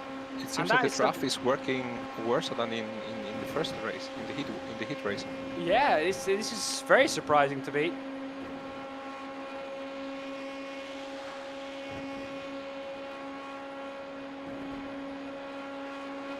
Well, it's ideal for Andrea Frasinetti. He has 2 more laps to go. Well, 1.5. He must have DRS. Yeah. I don't think it'll do much, just like in Formula 1. But look what he gains just into the braking zone of the first chicane. That's what I meant. From 3.8 up to 4.3. It's just, you're so handicapped if you don't know your braking point. And if you can't brake with full confidence, especially after such a big stop. And just so much time gained for Andrea Frasinetti there. I think that's where the bulk of his gain has come from. Look at Isaac Fairweather sending it into the second chicane. But I think this is the last lap for him to serve the. Yeah, he has to come in. Yeah, otherwise he will get dropped down the order just like happened last week. And in race 1. You're disqualified if you don't serve the penalty. Yeah, that as well. Yeah. All right then. Henrik Augustin. Marco Bortolotti is 9/10 behind this. Yeah, that's what I meant. I mean, some here. Oh, car facing the wrong direction. Straight as well. Oh my goodness, Mario Herzog. Wasn't there a car on the right facing on the wrong direction in the middle of the straight? Yeah, that was. Okay. But on the straight as well. I mean, how does that happen? Yeah, maybe coming out of the Parabolica or a side touch on the straight. Oh, there you go. It was Leon Blum. No, this is very late on in the straight. Maybe side touch with another car. Maybe he locked up the rear. Yeah, oh yeah. Oh, three wide. No, that's. Oh, 4 wide. Okay. 4 wide. My goodness, yeah. Okay, this was never going to end up well, was it? 4 wide is. We thought, okay, 2 wide. Why are we doing this, lads? Then we thought, oh, 3 wide actually. Never mind. Oh my God, they're 4 wide. That was really unexpected, but there was really no space for that. Oh my goodness. Oh my man. How did this ever fit? No one is wanting to give up.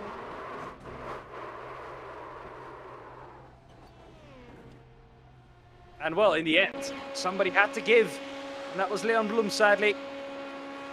But luckily, only one car was really injured. Would have gone way. Could have gone way worse.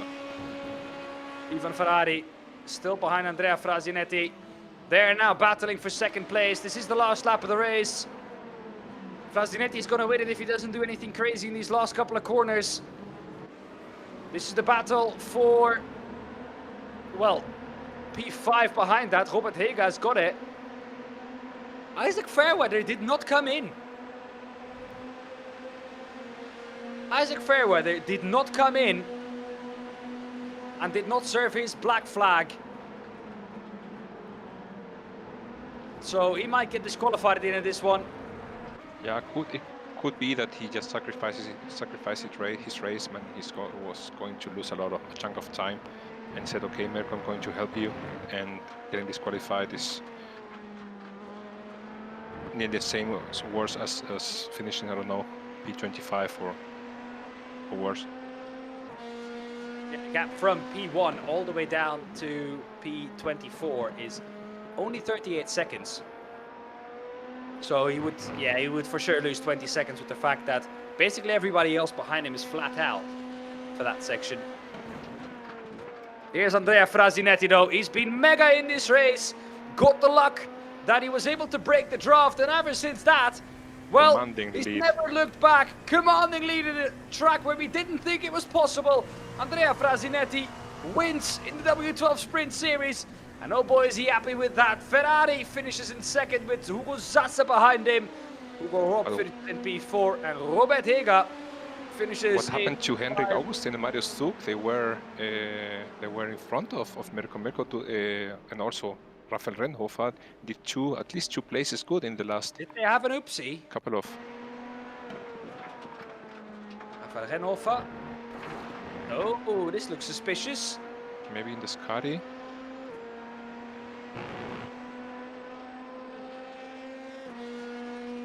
Yeah, I'm looking up ahead, but nothing to see really.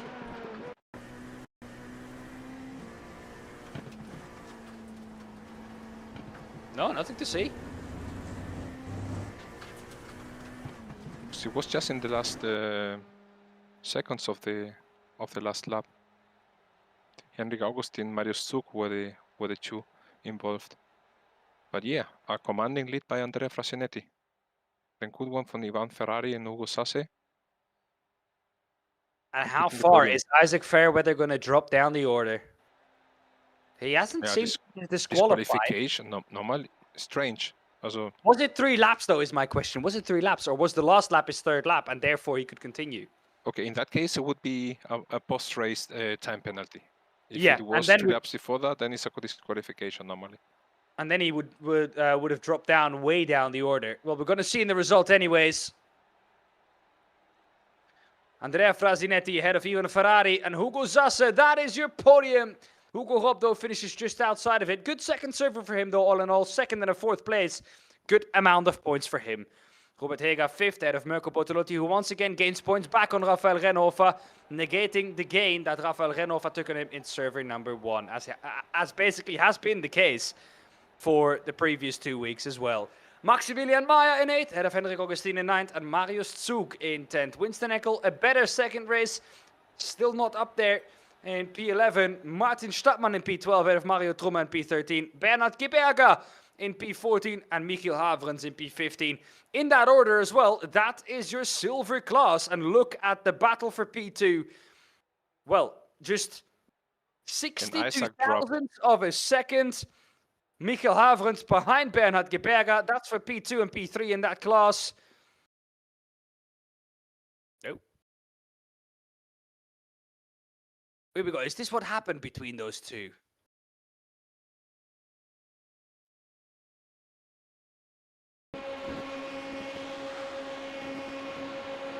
Here we go. This is the battle towards the line.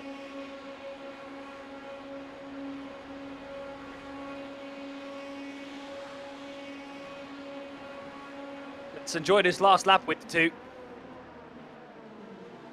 Up the inside, going a bit deep though. Going for the cross back on the exit probably. Just can't quite get the traction with Michiel Haverens.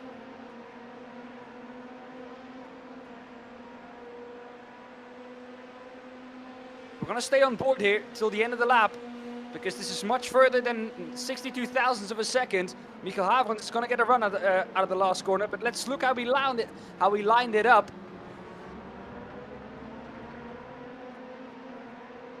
Well, actually, while we do that, we can already bring in Bernhard Geberger. Bernhard, we're looking at basically the battle you had with Michiel Haverens towards the finish there. You finished 2nd once again, a good result for you in the silver class. But we're looking at the battle you had for P2 in the silver class, and it came down to 62 thousandths of a second. Yes, it was a great last lap with Michiel. He's not here yet. I was hoping to see him. I wanted to say sorry I had a bit of a hard move into the first chicane for the last lap, but well, it's last lap, and then I raced a bit harder than usually. It was, I think, within limits, but it was a bit on the hard side. Here we see Michiel Haverens choosing the outsides on Bernhard Geberger. And well, this is going to be the gap. Slipstream towards the line. And that, ladies and gentlemen, is what 62 thousandths of a second looks like. Bernhard, for the rest though, how was this combination to race? To do practice and qualifying on is one thing, but to race on it, I mean, it seemed chaotic with the slipstream and the bump drafting. Actually, I enjoyed it a great deal. I was really surprised. I didn't expect too much. This is not my kind of car normally, but it was really great to race here. The only downside was because I did get my penalty for the last race start in last week for changing my line a little bit. So this time I stayed and broke carefully, and I got killed from behind. So the first race was done because of that, and the second to some extent because my position was really behind. So that was a bummer. But otherwise, it was really fun to race here, actually. Now, it looks like at the minute, you together, actually, with the driver you've just finished head of, Michiel Haverens, seem to be one of the stronger silver drivers. You're always up there. Also, Mario Truma. You three seem to be fighting for the championship. How crucial do you think this round especially was for that championship?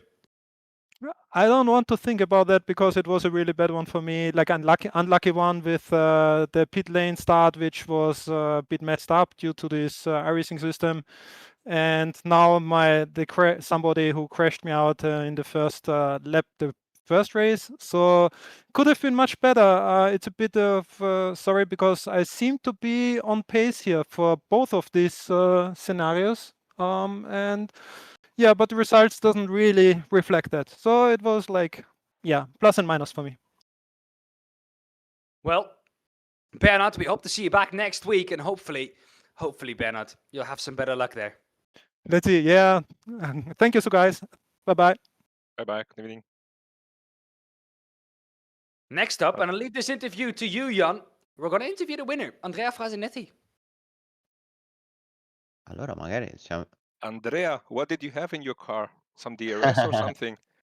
Mate, you were crazy. Also, congrats, big gap, but we were just stunned. Man, the two behind you had tow and draft, and they didn't gain time, but you were extremely, I think, very good in the braking zone. So, please, now your turn. Yeah, I think thankfully for the strategy because I gain a lot.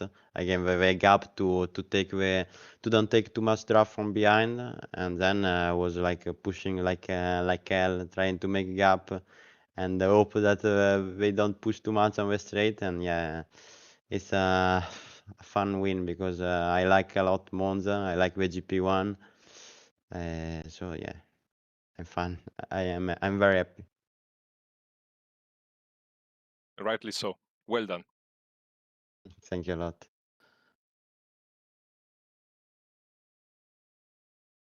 Well, that was Andrea Frasinetti, our winner of the overall race. Behind him, though, finished Ivan Ferrari. Ivan, welcome into the commentary booth. It looked for, well, quite a while. Well, you were going to finish P4, but at the end, P2. Tell us what happened. Yeah, I mean, it was very fun with the drafting and, managing the bank park and the oval park. And for me, it was the key to find a friend to, build up the momentum and do not lose time in the oval park.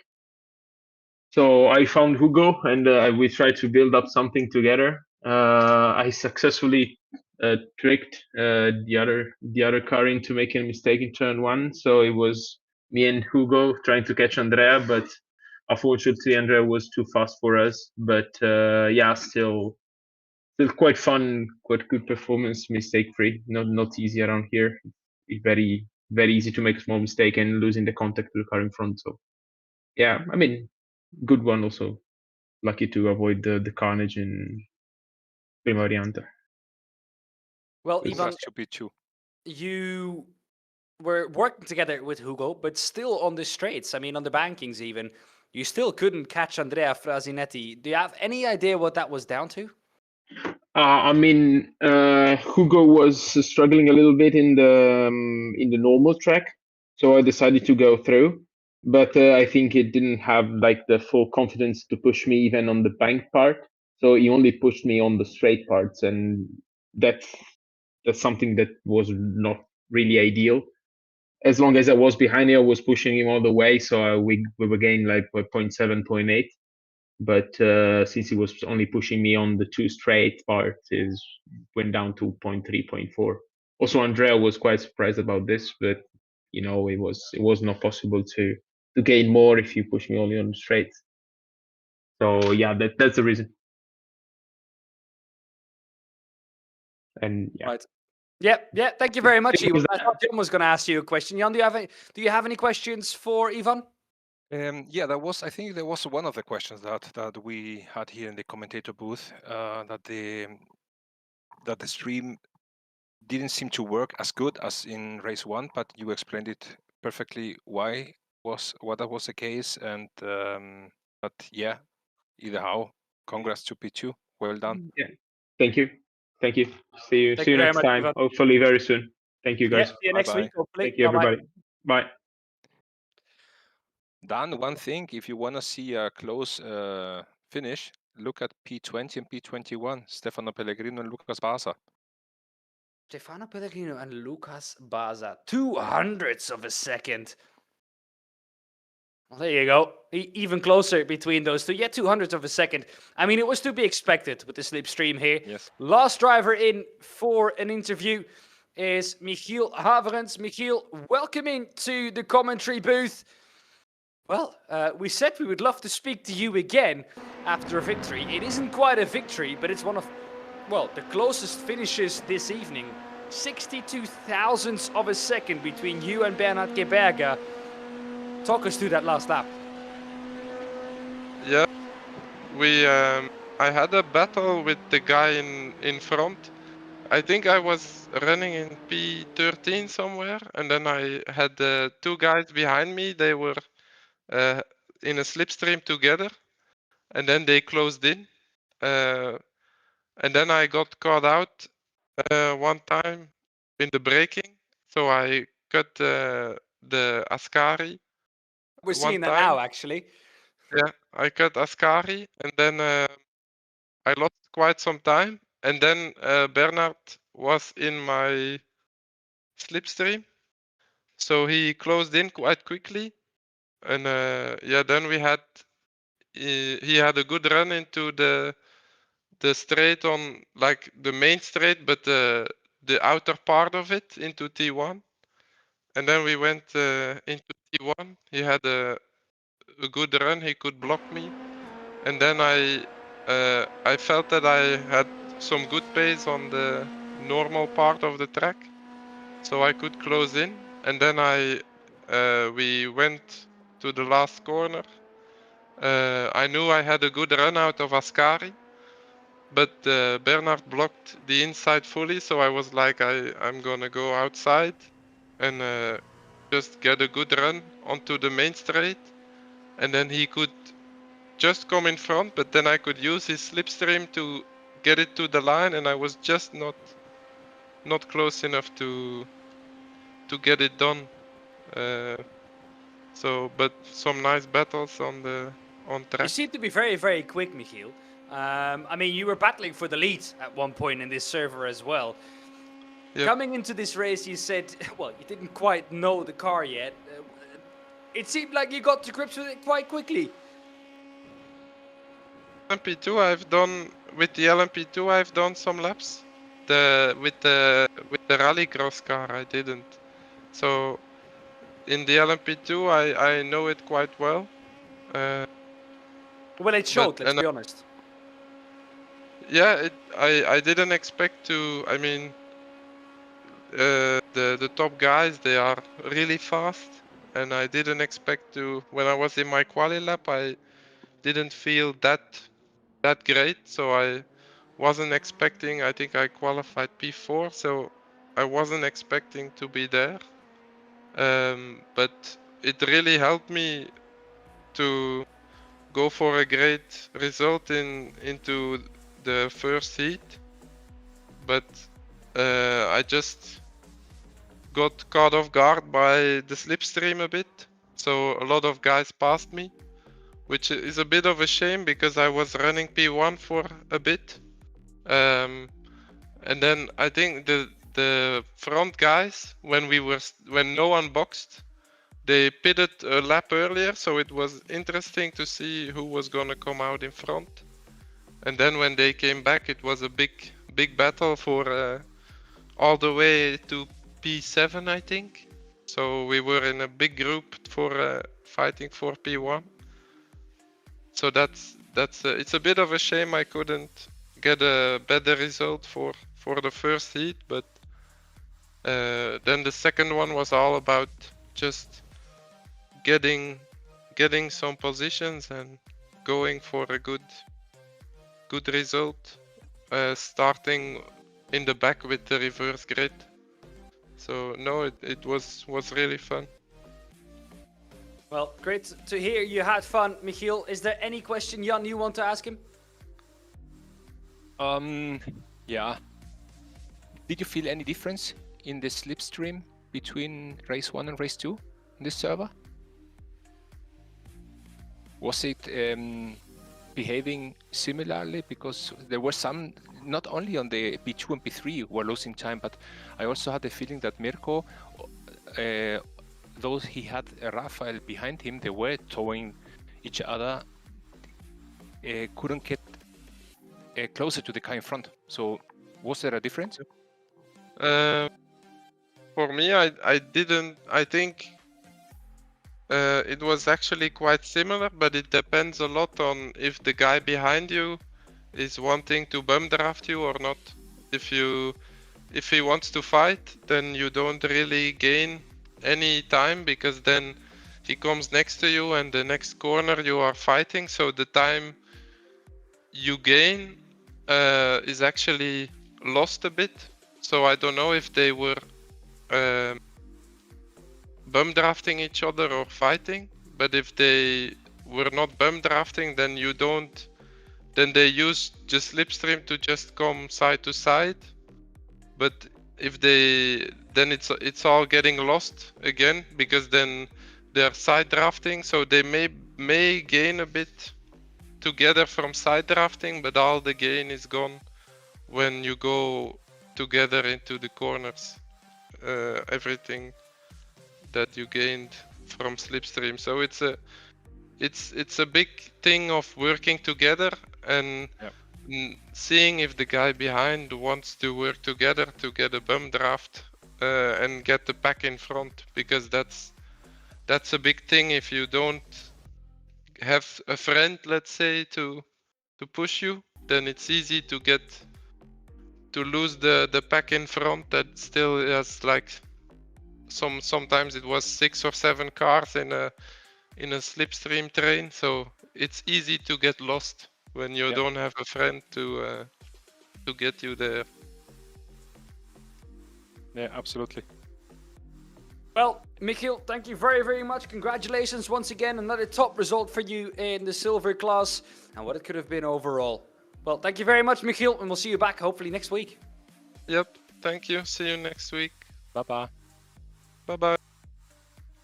Well, that was it then for this week for the W12 Sprint Series. And boy, what combos did we have. LMP2 at the Monza combined with the Bankings 2 minutes, 30 lap times and mega slipstreaming. And I mean, before that, we had Rallycross. That's never an easy task. Well then, Jan, what was your favorite moment of tonight?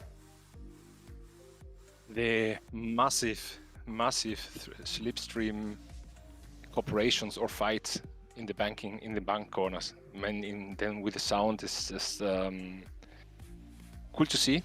Also the drifting in the long straights with the rallycross in help me out, in England. Donington Park.